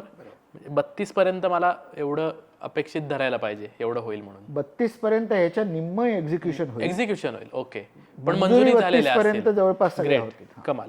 अजून रिंग रोडचा मला प्रश्न होताच की रिंग रोड जेव्हा पूर्ण बनेल त्याच्यासोबतच मेट्रोचं काम जर पूर्ण झालं तर ते फार कन्व्हिनियंट होईल, बरोबर? आउटर रिंग रोड वरती आता मेट्रोचं प्लॅनिंग नाही, पण त्याच्यावरती प्रोव्हिजन तशी आपण ठेवत आहोत. ओके. दुसरी गोष्ट, आता हे जे 2 एलिव्हेटेड कॉरिडॉर होत आहेत, जर तुम्ही पाहिलेत MSIDCच्या माध्यमातून शिरूर पर्यंतचा एक उन्नत महामार्ग बनतो आहे, तसंच यवत पर्यंत देखील हडपसरवरनं एक उन्नत महामार्ग बनतो आहे. बरोबर. तर या दोन्ही ठिकाणी आपण जो आउटर रिंग रोड जिकडनं जातो आहे, एक उरळी कांचन पर्यंत यवत मार्गावरती आणि लोणीकंद पर्यंत जो आपला अहिल्यानगर रस्त्यावरती, असे 2 ठिकाणी मेट्रो एक्सटेन्शन करण्याचं देखील आपण तरतूद त्याच्यामध्ये ठेवलेली आहे, जेणेकरून नियोजनाच्या वेळेलाच कॉमन पिलर्स आपण बनवून ठेवू शकतो. ओके. या मुलाखतीतला one of the most important questions आहे सर. पीक आवर्समध्ये आणि स्पेशली विकेंड्सना कधी कधी मेट्रोत एवढी गर्दी होऊन जाते की ती मेट्रो मला कधी कधी सोडायला पण लागली. अनेकांचा अनुभव आहे. 3 डबे आहेत आत्ता, तर मॅक्सिमम डबे किती होऊ शकतात आणि भविष्यात कधी अजून एक डबा ॲड व्हायला सुरुवात होईल? आत्ताच पीक टाईममध्ये गर्दी चांगली जाणवायला लागलेली आहे आणि जवळपास 600-700 नागरिक एकेका वेळेला त्या ट्रेनमधनं जात आहेत पीक टाईममध्ये. आपली कपॅसिटी प्रत्येक डब्याची ही साधारणतः 980 ते 1000 इतकी आहे. पण 980 नागरिक एका ट्रेनमध्ये बसवणं म्हणजे अगदीच cut to cut full jam स्थिती निश्चितपणे त्यावेळेला असते. आणि त्यामुळे नागरिकांकडनं देखील मागणी व्हायला लागली आहे की फ्रिक्वेन्सी वाढवा. तर आता पहिल्या टप्प्यामध्ये आपण आधी हेडवे कमी करतो. सध्या आपण 6 मिनिटाला पीक टाईममध्ये गाडी सोडतो, ऑफ पीक टाईममध्ये 10 मिनिटाला गाड्या सोडतो. ती गाड्यांची संख्या वाढवून आधी आपण ती 3 मिनिटापर्यंत कमी करणार. दर 3 मिनिटाला गाड्या सोडणार आणि त्याच्यासाठी गाड्या वाढवायला लागतील. तर सध्या आपण नवीन ऑर्डर्स दिलेल्या आहेत, त्यातनं आपल्याला ॲडिशनल गाड्या उपलब्ध होतील. साधारणतः 27 गाड्यांची ऑर्डर ह्या 2 लाईनसाठीच आपण आता प्लेस करण्याच्या पोझिशनमध्ये आहोत. 12ची ऑर्डर दिलेली आहे आणि 15चं टेंडर काढलेलं आहे. म्हणजे पुढच्या 2 वर्षामध्ये या ॲडिशनल गाड्या आपल्याला उपलब्ध होतील. पुढच्या वर्षीच काही गाड्या आपल्याला ॲडिशनल मिळायला लागतील जेव्हा आपण एक्सटेन्शन, उत्तर दक्षिण एक्सटेन्शन सुरू होईल. पण त्याच्याने पुरेसं होणार नाहीये. त्यामुळे पॅरलली आपण DPR बनवायला घेतलेलं आहे. आपल्या स्टेशन ही 6 कोचसाठी डिझाईन्ड आहे. त्यामुळे आपण 6 कोचची गाडी आपण एक्सपेक्ट केलेली आहे. त्याचं देखील आता आपण DPR बनवलेला आहे. तो पण अंतिम टप्प्यात आहे आणि तो देखील आपण लवकरच केंद्र शासनाला पाठवू, जेणेकरून आपल्या ज्या गाड्या आहेत टप्प्याटप्प्यानं 3 कोचच्या 6 कोच करण्याचं आता आपण नियोजन केलेलं आहे. आणि माझा विश्वास आहे की पुढील 3 वर्षामध्ये आपल्या निदान या 2 लाईनवरच्या मेन गाड्या सगळ्या या 3 कोचच्या 6 कोचला आपण कन्वर्ट करू शकू 3 वर्षानंतर. ओके. म्हणजे तर भविष्याचा प्लॅन आखूनच त्या पद्धतीने सगळं ते डिझाईन केलेलं आहे. ग्रेट. एक अजून महत्त्वाचा विषय आहे की 3-3.5 वर्ष आता तुम्हाला मेट्रोवर पुण्यात येऊन होत आहेत, पण 9-10 वर्ष झाले तुम्ही या कुठल्या ना कुठल्या माध्यमातून जोडले गेले. पुणे मेट्रोच्या प्रवासातले सगळ्यात संस्मरणीय क्षण तुमचे कुठले होते आणि महत्त्वाचे माइलस्टोन कुठले कुठले होते जे पुणेकरांना माहिती असायला पाहिजेत? संस्मरणीय क्षण म्हटलं तर माझा दररोजच या मेट्रोमधला संस्मरणीयच असतो. कारण नवीन काही ना काहीतरी शिकायला मिळतं. बरोबर. नवीन लोकांना दररोज भेटायला मिळतं आणि काही ना काहीतरी चॅलेंज दररोज उभं आहे. पण संस्मरणीय प्रसंग जर म्हटले तर म्हणजे खऱ्या अर्थानं आम्ही मेट्रोचा जो शेवटचा टप्पा पुण्यातला जो होता की जो ॲक्च्युली मी MD म्हणून झाल्यानंतर माझ्या समोर तो पूर्णपणे चॅलेंजिंग पद्धतीनं आम्ही पूर्ण केला. आणि इतकी परिस्थिती बिकट होती, पाऊस पडत असताना आम्ही तो चॅलेंज घेऊन मंडई आणि कसबापेठ ही 2 स्टेशन्स ज्या परिस्थितीमध्ये माझ्या टीमनी पूर्ण केली, नागरिकांना ऑब्व्हियसली दिसत नव्हतं कारण आम्ही अंडरग्राऊंड काम करत होतो. पण त्या काळामध्ये अंडरग्राऊंड एकेका स्टेशनामध्ये 350-400 माणसं काम करत होते. वरनं खूप 2 वर्षापूर्वी खूप पाऊस होत होता आणि अगदी काम करण्यासारखी स्थिती अंडरग्राऊंड नव्हती. तेव्हा त्यांच्याशी खांद्याला खांद्या उभं राहून आमचे सगळे अधिकारी अंडरग्राऊंड स्टेशनांवरती काम करत होते. सगळी फिनिशिंगची कामं पूर्ण करत होते, सिस्टमिक कामं पूर्ण करत होते आणि ते काम जेव्हा 6 महिने एक्सपेक्टेशनच्या आधी आम्ही पूर्ण करू शकलो, त्यावेळेला खरोखर तो संस्मरणीय क्षण पुणे मेट्रोच्या इतिहासात माझ्यासाठी तरी होता. ग्रेट. ऑब्व्हियसली असे क्षण वारंवार येणार आहेत याची पण मला खात्री आहे. उत्तम. दुसरा एक चांगला क्षण जर मी विचारलं तर तो म्हणजे पहिल्यांदा ज्यावेळेला वारीच्या निमित्तानं आपण रस्ते बंद करतो त्यावेळेला नागरिकांनी इतक्या उत्स्फूर्तपणे मेट्रोला पसंती दिली. उत्तम. आणि नागरिक जे रेग्युलर कम्यूट करतात रस्ते बंद असल्याने मेट्रोला आले तर मी समजू शकतो, पण वारकऱ्यांनी देखील आमच्या मेट्रोला इतकी पसंती दिली की त्यांनी ग्रेट. वारी मेट्रोतून करावी हा देखील कुठेतरी त्याच्यामध्ये विचार सांगितला. आणि अगदी टाळ मृदंगांचा गजर करत, विठुनामाचा गजर करत सगळे वारकरी ज्या वेळेला त्या मेट्रोतनं प्रवास करत होते ते पाहताना असा अंगावरती असे रोमांच उभे राहत होते. आणि तीच परिस्थिती गणेशोत्सवामध्ये देखील असते. गणेशोत्सवामध्ये तर आम्ही 24 तास मेट्रो सेवा देतो. नागरिक त्याला भरभरून प्रतिसाद देतात. एक खूप छान अनुभव त्याला असतो. मंडई स्थानकावरनं 70,000 नागरिकांनी एका दिवसामध्ये त्या दिवशी प्रवास केला आणि ते म्हणजे स्मरणीय नाही म्हणणार मी, ते म्हणजे it's a major challenge. Exactly. आणि गणेशोत्सवात एक ॲव्हरेज रायडरशिप किती वाढते सर? गणेशोत्सवामध्ये आमची शेवटचे 6 दिवस आमची रायडरशिप वाढते. पहिले 5 दिवस लोक स्वतःच्या घरच्या गणपतीमध्ये व्यस्त असतात, बरेचसे लोक बाहेर पडत नाहीत, सुट्ट्या पण असतात, त्यामुळे त्या काळात असं स्टुडंट रायडरशिप कमी झालेली असते. पण शेवटच्या 6 दिवसांमध्ये मात्र जेव्हा गणपती दर्शनासाठी लोक बाहेर पडायला लागतात त्यावेळेला मेट्रोची रायडरशिप वाढते. आम्ही गेल्या 2 वर्षापासून गौरी गणपतीच्या नंतर आम्ही मेट्रोचा कालावधी रात्री 2 वाजेपर्यंत चालू ठेवतो आणि शेवटच्या विसर्जनाच्या दिवशी मात्र आम्ही 24 तास मेट्रोची सेवा चालू ठेवतो आणि त्याला खूप चांगला प्रतिसाद पुणेकरांकडनं मिळतोय. फक्त पुणेकरच नाही तर आजूबाजूच्या भागातनं जे पुण्यात गणपती पाहायला येणारे जे नागरिक आहेत त्या सगळ्यांचा खूप चांगला प्रतिसाद आम्हाला तो मिळतो आहे. गेल्या वर्षी पहिल्यांदा पोलिसांच्या मदतीनं आम्ही कसबा पेठ आणि मंडई ही 2 स्थानकं नव्याने इंट्रोड्यूस झाली होती. तिकडे कसे वापर करावा नागरिकांना त्याचं आवाहन करत होतो. पण ह्या वर्षीपासून अधिक चांगलं त्याचं नियोजन कसं होईल, कुठेही गर्दी फार होणार नाही आणि नागरिकांनाही कुठेही फार त्रास न भोगावा लागता ते पटकन प्रवास कसे करू शकतील. आम्ही फ्रिक्वेन्सी त्या काळामध्ये मेट्रोची कशी वाढवू शकू, म्हणजे 6 मिनिटावरनं ती 3 मिनिटाला आणता आली तर आम्हाला काही चांगलं करता येईल का, हा सगळा विचार आम्ही या वर्षी करून नागरिकांपर्यंत घेऊन जात आहोत. ग्रेट. मी गणेशोत्सवाशी खूप जवळून जोडला गेलेला आहे सर. त्यामुळे एक आपला जनरल अनुभव असतो की लोक सरकारी व्यवस्थेवर फार पटकन प्रश्नचिन्ह उभं करतात, पण मेट्रो ज्या पद्धतीनं वापरतात, म्हणजे मी ज्या ढोलताशा पथकामध्ये आहे आणि अनेक ढोलताशा पथकं ही सांगतात जर तुम्ही बाहेर न येणार असाल तर अमुक अमुक ठिकाणी पार्किंग करा आणि सरळ मेट्रो घेऊन तुम्ही गावात या. म्हणजे लोक एनकरेज पण होत आहेत आणि वापरतात सुद्धा आहे आणि कौतुक सुद्धा करतायत. आणि मी आकडे वाचले होते त्यात लिहिलं होतं 6,40,000 लोकांनी त्या काळात ॲव्हरेज रायडरशिप होती. आणि आपण गणपती डबे तेवढेच ठेवलेत ना सर आत्ता पण, म्हणजे एवढ्या डब्यांवर एवढे लोक प्रवास करू शकतायत. जेव्हा 6 डबे होतील तेव्हा आय एम होपफुल की खरंच खूप चांगल्या पद्धतीने मेट्रो काम करू शकेल तेव्हा पण. That is very good thing sir. एक जेव्हा काम सुरू आहे मेट्रोचं ज्या ज्या लाईनवर तिथे काही दुकानदार काही नागरिक थोडेसे इनसिक्युअर झालेले आहेत की आमच्या जागा जातील का किंवा आमच्या धंद्यावर परिणाम होईल का, तर MD म्हणून तुम्ही त्यांना काय सांगाल? जगभरामधल्या मेट्रोमध्ये ज्या ज्या वेळेला मी जातो त्या वेळेला नियोजनातच मेट्रो स्थानकातनं बाहेर पडल्या connected commercial area, malls, underground पासूनच सगळे मॉल्स आणि त्यांची दुकानं सगळीकडे सुरू होतात. दुकानं तिथे आणण्याचा अपेक्षाच अशी आहे की नागरिक बाहेर पडता चालताच आजूबाजूला त्यांच्या गरजेची दुकानं, हॉटेलं तिथे राहतील, तिथल्या तिथेच लोक खरेदी करतील, खातील, पितील, एंटरटेनमेंट करतील, एन्जॉय करतील. तिथेच सिनेमागृह असतं आणि तिथूनच ते जर बाहेर पडले तर जास्तीत जास्त लाईफ हे मेट्रो आणि मेट्रोच्या 500 मीटर परिसरामध्ये आपण करावं, जेणेकरून प्रवासासाठी अन्य साधनं त्यांना वापरायला लागू नये. हे प्लॅनिंगचा भाग आहे ज्याला आपण ट्रान्झिट ओरिएंटेड डेव्हलपमेंट असं म्हणतात. हम्म.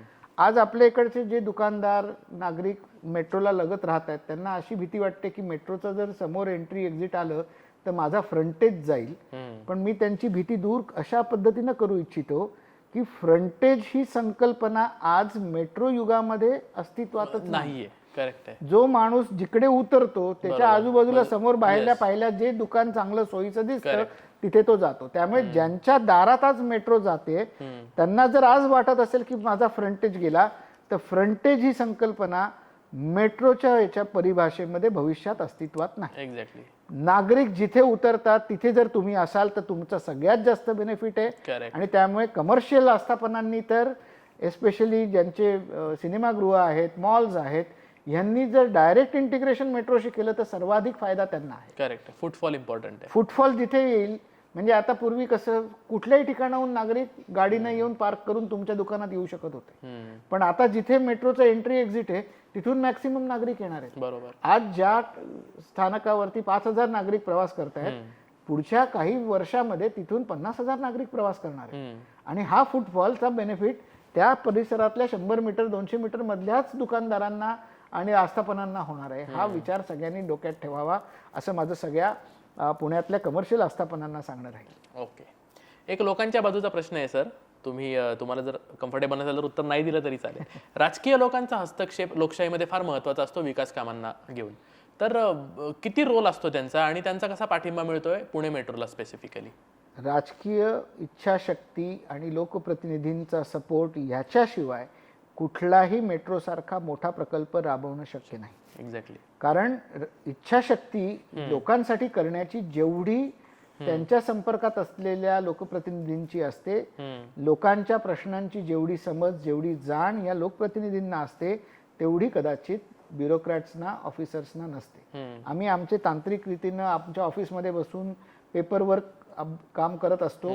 आमच्यात संवेदनशीलता जरी असली तरी दररोजचा संपर्क नागरिकांशी म्हणावा तेवढा नसतो. जेवढा संपर्क लोकप्रतिनिधींचा राजकारण्यांचा असतो तेवढा संपर्क आमचा नसतो. आणि त्यामुळे जर आपल्या देशाचे पंतप्रधान, आपल्या देशातले राज्याचे मुख्यमंत्री किंवा विविध शहरातले जे वरिष्ठ नेते आहेत त्यांनी जर हे विषय लावून धरले नसते, त्यांनी जर पाठपुरावा केला नसता तर हे प्रकल्प होऊच शकले नसते. दुसरी गोष्ट, ज्या वेळेला अंमलबजावणी करताना ज्या काही अडचणी येत असतात हे सोडवण्यामध्ये देखील आम्हाला लोकप्रतिनिधींचीच मदत लागते. करेक्ट. कारण नागरिकांना कुठली गोष्ट समजावून सांगणं किंवा त्यांचे प्रश्न निश्चितपणे आमच्या समोर मांडणं हे करण्यासाठी लोकप्रतिनिधीच आमचे मध्यम दुवे असतात. बरोबर. त्यांच्याच माध्यमातून हे प्रश्न सुटत असतात, त्यांच्याच माध्यमातून हे विषय तडीस लागत असतात आणि वेगानं याची अंमलबजावणी होत असते. त्यामुळे हा काही कुठल्याही प्रकारचा अडथळा नाही. They are support. आणि ज्या वेळेला लोकप्रतिनिधी आणि अधिकारी हे दोघं एकत्रितपणे समन्वयानं काम करतात त्याच वेळेला खऱ्या अर्थानं चांगले प्रकल्प अंमलबजावणी होऊ शकतात. ओके. अजून एक प्रश्न आहे, थोडासा आगाऊ हा प्रश्न, की PMPML आणि मेट्रो हे फ्री होऊ शकतात का भविष्यात? केलं पाहिजे का मुळात? नाही, फ्री करता येऊ शकेल. फ्री करणं म्हणजे शेवटी वित्तीय अरेंजमेंट आहे. करेक्ट आहे. Freebies. There is no free lunch in the world. जरी तुम्ही खिशातनं खर्च नाही केलात तरी कोणाला तरी खर्च करावाच लागेल.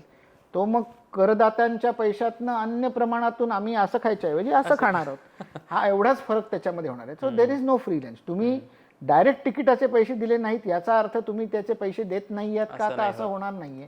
तो तुम्ही कुठल्या ना कुठल्या तरी अन्य फॉर्ममध्ये तुम्ही त्याच्यामध्ये GST वाढेल, त्याच्यासाठी कुठला तरी येईल, सेस येईल, पेट्रोल सेस येईल, अन्य काहीतरी येईल, तुम्ही कुठल्या ना कुठल्या तरी चार्जेस म्हणून त्याचं पेमेंट करणार आहात.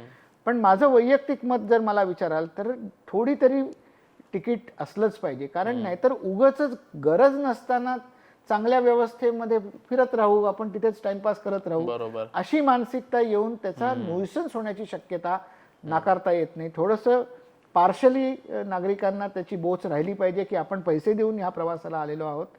पार्शली आपण कुठल्या ना कुठल्या तरी अन्य स्रोतातनं त्याला अफोर्डेबल ठेवू शकतो. त्याला गरिबांना सगळ्यांना ते सहज शक्य झालं पाहिजे, तिकीट विकत घेता आलं पाहिजे, हे दर ठेवू शकतो. पण पूर्णपणे फ्री करणं हे वैयक्तिकरित्या मला थोडंसं अडचणीचं वाटतं, कारण त्याच्याने अननेसेसरी लोड व्यवस्थेवरती येऊ शकतो. अगदी. शेवटच्या भागाकडे येतोय सर आपण मुलाखतीच्या. मध्यंतरी मेट्रोच्या नावाने ना काही जाहिराती फिरत होत्या, फेक होत्या अनेक त्यातल्या. तर त्यापासून पुणेकरांनी कसं वाचायला पाहिजे? कारण वेबसाईटवर सगळं जे काय असतं ते अपडेट्स येत असतात, पण सगळेजण वेबसाईटवर विश्वास ठेवत नाही. व्हॉट्सॲपच्या जमान्यामध्ये खूप फेक न्यूज पटकन पसरते. तर त्याबद्दल थोडंसं आम्हाला क्लॅरिफिकेशन हवं आहे तुमच्याकडून. सगळ्याच नागरिकांना माझं म्हणणं आहे की महामेट्रोच्या नावानं खूप जाहिराती आता खाजगीरित्या टाकल्या जात आहेत, वेबसाईट्स बनवल्या जात आहेत, व्हॉट्सॲप चॅटबॉट्स बनवले जात आहेत आणि अनेक नागरिकांना अशी इच्छा आहे की त्यांना चांगले नोकऱ्या मिळाव्यात.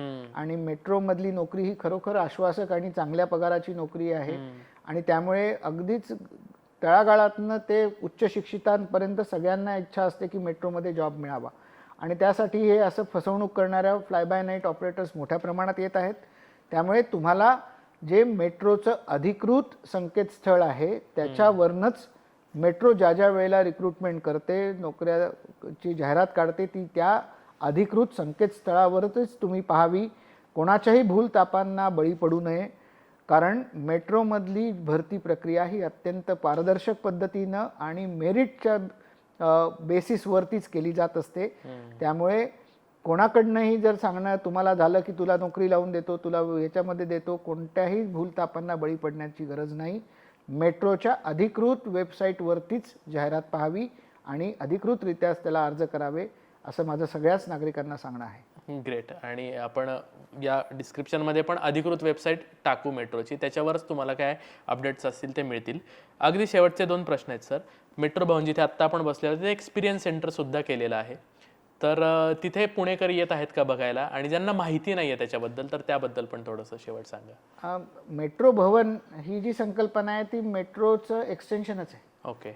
आता तुम्ही पाहिलं की पुणे मेट्रोचं जे कार्यालय आहे ते पुणे मेट्रोच्या इंटरचेंज स्टेशनच्या वरतीच आहे, स्टेशनाचाच भाग आहे. आणि मेट्रो ही सिटीजन कनेक्टिंग एंटिटी आहे, नागरिकांना जोडणारी, तुम्हा आम्हा सर्वांना जोडणारी, तुमची मनं जोडणारी अशी ही मेट्रो आहे.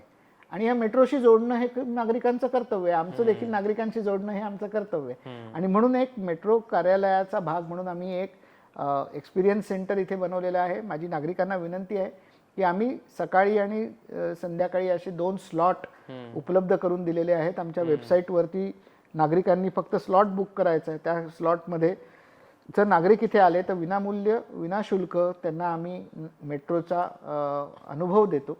म्हणजे मेट्रो काय पद्धतीनं चालते, तिथे कशा पद्धतीनं ही विकसित केली गेली, त्याच्यामध्ये काय काय टप्पे आहेत, भविष्य कसं आहे आणि मेट्रो एटिकेट्स काय आहेत. मेट्रो एटिकेट हा सगळ्यात महत्त्वाचा विषय आहे जो आपल्या नागरिकांना अनेकांना माहिती नसतो. हे सगळ्या गोष्टी कळण्यासाठी आम्ही एक्सपिरियन्स सेंटर बनवलंय.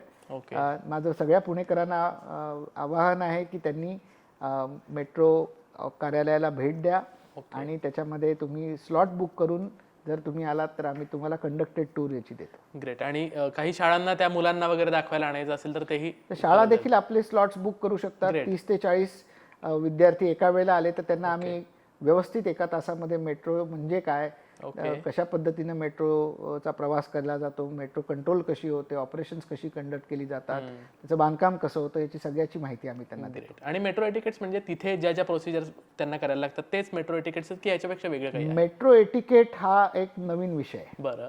आणि हा ॲज अ इंडिव्हिज्युअल कम्युटर बिहेवियरचा विषय आहे. ओके. थोडक्यात सांगायचं झालं तर मेट्रोमध्ये नागरिकांनी कसं वागावं ही नाविन्यपूर्ण गोष्ट आहे. आज आपल्याला घरात कसं वागायचं, पाय वर करून बसू नये, चप्पल काढावी, हे आपल्या घरचे संस्कार असतात. एक्झॅक्टली. मेट्रोचा संस्कार काय? मेट्रो ही एकट्यासाठी तुमच्यासाठी बनवलेली नाही की तुम्ही वाकडे तिकडे बसाल. तुम्हाला आजूबाजूच्या सगळ्या सहप्रवासांचा देखील विचार करायचा आहे. तर हा एटिकेट तुम्हाला तिकीट काढण्यापासून ते बाहेर पडण्यापर्यंत ह्याच्यासाठी काही एटिकेट्स आहेत, काही संस्कार आहेत. म्हणजे तुम्ही तिकीट काढल्याशिवाय QR कोड स्कॅन न करता मेट्रोमध्ये प्रवास करू नये, कारण नाहीतर त्याच्यामध्ये तुम्हाला या व्यवस्थेलाच तुम्ही अडचणीत आणता. एकदा प्रवास केल्यानंतर तुम्हाला वे फाइंडिंग असतं की कसं तुम्ही जायचं, इकडे तिकडे धावपळ करणं अपेक्षित नाही, तुम्हाला वे फाइंडिंग कसं करायचं. त्यामुळे मेट्रो एंट्री एक्झिट मॅप्स आता आम्ही बसवत आहोत. तुम्हाला कसं कुठे जायचं, कसं शोधायचं, त्याच्यासाठी काही पावलं दिलेली, दिशादर्शक फलक आहेत, ते शोधत तुमच्या योग्य स्थानकावरती जाणं. मेट्रो ज्या वेळेला तुम्ही उभे असता मेट्रोची वाट पाहत त्यावेळेला मेट्रोच्या दाराच्या समोर डॉकिंग पॉईंट्स ठरलेले आहेत. दार निश्चित तिकडेच उभं राहतं, आमची मेट्रो तिथेच थांबते. त्याच्यासमोर एक असे वाय आकाराचे पिवळ्या पट्ट्या आहेत, त्या लाईन कंट्रोल करण्यासाठी केलेल्या पट्ट्या आहेत. आपण असं घोळका करून दारासमोर उभं राहणं अपेक्षित नाही. हा महत्त्वाचा एटिकेटचा भाग आहे. तुम्ही रांग करून दोन्ही साईडला उभे राहिलात तर दार उघडल्यावरती आतमधले प्रवासी आधी मधनं बाहेर पडतील आणि मग दोन्ही बाजूनी सगळे प्रवासी आतमध्ये शिरू शकतील, अशी ती दिशादर्शक यंत्रणा आहे. मला ते डिझाईन वाटायचं आजपर्यंत. डिझाईन नसून ते मेट्रो एटिकेटचा भाग आहे. आणि आम्ही वेळोवेळी स्वयंसेवक आम्ही बोलवत असतो, विद्यार्थी येतात, नागरिकांना माहिती सांगत असतात. पण आपण कसं म्हटलं असतं, तो दररोजच्या सवयीचा भाग आहे. आपण तिथे गेल्यावरती कुठेही रांग करायची आपल्याला सवय नाही. आपण आधी जाऊन घोळक्यात उभे राहतो, मी आधी आत जागा पकडणे असं अपेक्षित नाही. हा प्रवास सुलभ व्हावा, नागरिकांना हिताचा व्हावा याकरता ती एटिकेट केलेला आहे.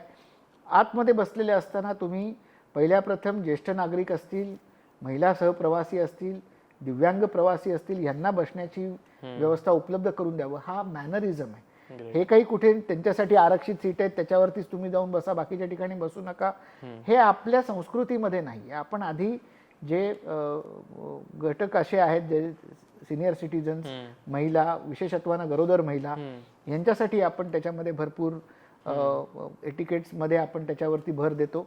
बसलेलं असताना आपल्याला खूप रिळं पाहण्याची आता सवय लागलेली आहे आणि ते आपण इयरफोन्स न वापरता डायरेक्ट सगळ्यांना ती रिळं ऐकवत असतो आणि त्याच्यात भयंकर भयंकर काय काय ऐकायला येत असतं. त्यामुळे तिथे कुठेतरी एक एटिकेट आहे की नागरिकांनी आपला फोन आपल्या पुरताच वापरावा, इतरांसाठी वापरू नये, पाय पसरून बसू नये, सामान बसण्याच्या जागेवरती ठेवू नये. या व्यतिरिक्त महत्वाचा एटिकेट म्हणजे लिफ्ट ही फास्टेस्ट आहे. एस्केलेटरवरनं जरी जायचं म्हटलं तरी सुद्धा तुम्हाला थोडासा इंटरचेंजला वेळ लागतो, पण त्यामुळे यूथ सुद्धा लिफ्टकडे पहिल्यांदा धावतात. पण मला सगळ्यांना सांगायचं की लिफ्ट ही प्राथम्यानं गरोदर स्त्रिया, ज्येष्ठ नागरिक आणि दिव्यांग यांना प्रथम प्राधान्य देण्यासाठी म्हणून लिफ्ट बनवलेली. ती सर्व नागरिकांसाठी नाही. यूथ, यंग विद्यार्थी जे आहेत, तरुण आहेत, यांनी माझी विनंती आहे की तुम्ही एस्केलेटर, स्टेअरकेस, तरुणांना आम्ही प्रत्येक स्टेअरकेसवरती लिहिलेलं आहे की तू जर 10 स्टेअरकेस चढलास तर एवढ्या कॅलरी बर्न केल्या, एवढ्या चाललास तेवढ्या कॅलरीज बर्न झाल्या. आमच्याकडे स्टेअरकेस वापरणाऱ्यांची संख्याच कमी आहे. मला निश्चितपणे माहिती आहे की तो एक एक्सरसाइज आहे, तो कुठेतरी दमवणारा भाग आहे, पण तरुणाईने हेच तर केलं पाहिजे, वापरलं पाहिजे. कारण तुमचं जर हार्ट चांगलं राहायला पाहिजे. आपण पूर्वी, मी मुंबईत होतो, लोकलनी जात होतो, तेव्हा ते एस्केलेटर आणि लिफ्ट कुठल्याच स्थानकावर नव्हते. आम्ही धावतच प्रत्येक स्टेशनचे स्टेअरकेस चढत होतो. तीच बाब कुठे ना कुठेतरी करावी, ह्याकरता आम्ही स्टेअरकेसवरती लिहून ठेवलेले की स्टेअरकेस वापरा, एवढे कॅलरी बर्न होतात. तर हे सगळे एटिकेट्स आहेत आणि हे एटिकेट्स शिकणं खूप आवश्यक आहे. आणि ह्याच्यासाठी आम्ही स्वयंसेवक ठेवत असतो. रोज प्रवास करणारे जेव्हा सिव्हिल कोर्टला, डिस्ट्रिक्ट कोर्टला इंटरचेंज करतात ना, तर त्यांना इतकी सवय झाली की कुठलं दार लिफ्टच्या सगळ्यात जवळ हे त्यांना माहिती झालेलं आहे आता. त्यामुळे एक आदल्या स्टेशनपासून तिथे गर्दी व्हायला लागते. दार उघडलं, नवीन माणसाला वाटतं हे का जमलेत याच डब्यापाशी. तर that is very good answer sir. अगदी शेवटचा कायमचा जेनेरिक प्रश्न आहे सर. तुम्ही अधिकारपदी बसलेले आहात, तुम्ही आवाहन केल्यानंतर अनेक लोकांपर्यंत ते पोहोचणार आहे. तर पुणेकरांना तुम्ही काय संदेश द्याल आणि काय आवाहन कराल मेट्रो संदर्भात? पुणेकरांना संदेश देण्या इतका मी निश्चितपणे मोठा झालेलो नाहीये. माझी एवढीच एक विनंती पुणेकरांना आहे की मेट्रो आपली आहे आणि ती आपल्यासारखीच, आपली स्वतःची असल्यासारखी वापरा, जबाबदारीनं ती वापरा. त्याचा जो एटिकेट आहे तो आपण अडॉप्ट करूया आणि खूप चांगल्या रीतीनं मेट्रो इन्फ्रास्ट्रक्चर आता आपल्या शहरात येणार आहे. कळ निश्चितपणे काढावी लागणार आहे, कारण पुढची 5 ते 10 वर्ष हे काम निरंतर चालू राहणार आहे. मी आधी सांगितलंच आहे की ज्या ठिकाणी काम सुरू असतं तिथे निश्चितपणे ट्रॅफिकला अडचण येते आणि आम्ही देखील आता असे प्रयत्नशील आहोत की किमान कालावधीमध्ये तिकडचे बॅरिकेडिंग काढून सुरळीत तिकडचं ट्रॅफिक आपण करण्यावरती प्रयत्नशील राहणार आहोत. पण मेट्रो आपल्यासाठीच डिझाईन्ड आहे. जास्तीत जास्त नागरिकांनी पूर्णतः पब्लिक ट्रान्सपोर्टला जसजसं शक्य होईल तसतसं आपण शिफ्ट व्हा. विकेंडला आपलं निश्चितपणे जरूर आपली वाहनं वापरा. पण माझी अपेक्षा हीच आहे की लेट्स बी सस्टेनेबल सिटीमधले नागरिक. आपल्याला शाश्वत शहर ठेवायचं आहे, आपलं जगण्यायोग्य शहर ठेवायचं आहे. पुण्यावर आपलं सगळ्यांचंच खूप प्रेम आहे. आपलं शहर सुंदर शहर ठेवण्यासाठी आणि आपल्या भावी पिढ्यांसाठी ते सुंदर ठेवण्यासाठी आपल्या सगळ्यांचा हातभार यायला आवश्यक आहे. ग्रेट, क्या बात आहे सर. खूप प्रश्न असे होते की त्यातनं अनेक गोष्टी क्लिअर झाल्यात आज, आणि तरीही लोकांचे काही ना काही प्रश्न असणार आहेत जे कमेंटमध्ये येणार आहेत. तर त्या प्रश्नांना ॲड्रेस करण्यासाठी आपण एकदा पुन्हा भेटूयात. आणि विनंती करीन मी की असं बसण्यापेक्षा कधीतरी मेट्रोची सफर पण आपण करता करता काही प्रश्न घेऊयात. तर बघूयात कधी तो योग येतोय. तुर्तास खूप खूप धन्यवाद सर. जेव्हा 100 वर्षानंतर लोक मेट्रो फ्रिक्वेंटली वापरायला लागतील तेव्हा कुठे ना कुठे श्रावण हर्डीकर हे नाव एका कोपऱ्यामध्ये का होईना पण लोक बघतील आणि धन्यवाद देतील अशी मी अपेक्षा करतो. Thank you so much. थँक्यू. मित्रांनो, या गप्पा मेट्रो स्पेसिफिक होत्या, कारण श्रावण हर्डीकर सरांसोबत हे जे प्रश्न होते त्यातनं खूप क्लॅरिफिकेशन्स मिळालेत. मुळात मेट्रो एटिकेट्स काय असतात, नवीन प्रोजेक्ट्स काय आहेत, रिंग रोडचं काय होणार आहे आणि एक्सटेन्शन कुठपर्यंत गेलेत या संदर्भातले हे प्रश्न होते. तरी तुम्हाला काही प्रश्न असतील कमेंटमध्ये नक्की टाका, ॲड्रेस नक्की केले जातील आणि ते प्रश्न घेऊन पुन्हा एकदा मी सरांना कधीतरी भेटेन. तोपर्यंत खूप खूप धन्यवाद आणि पुन्हा कधीतरी आपण भेटूया. Thank you so much.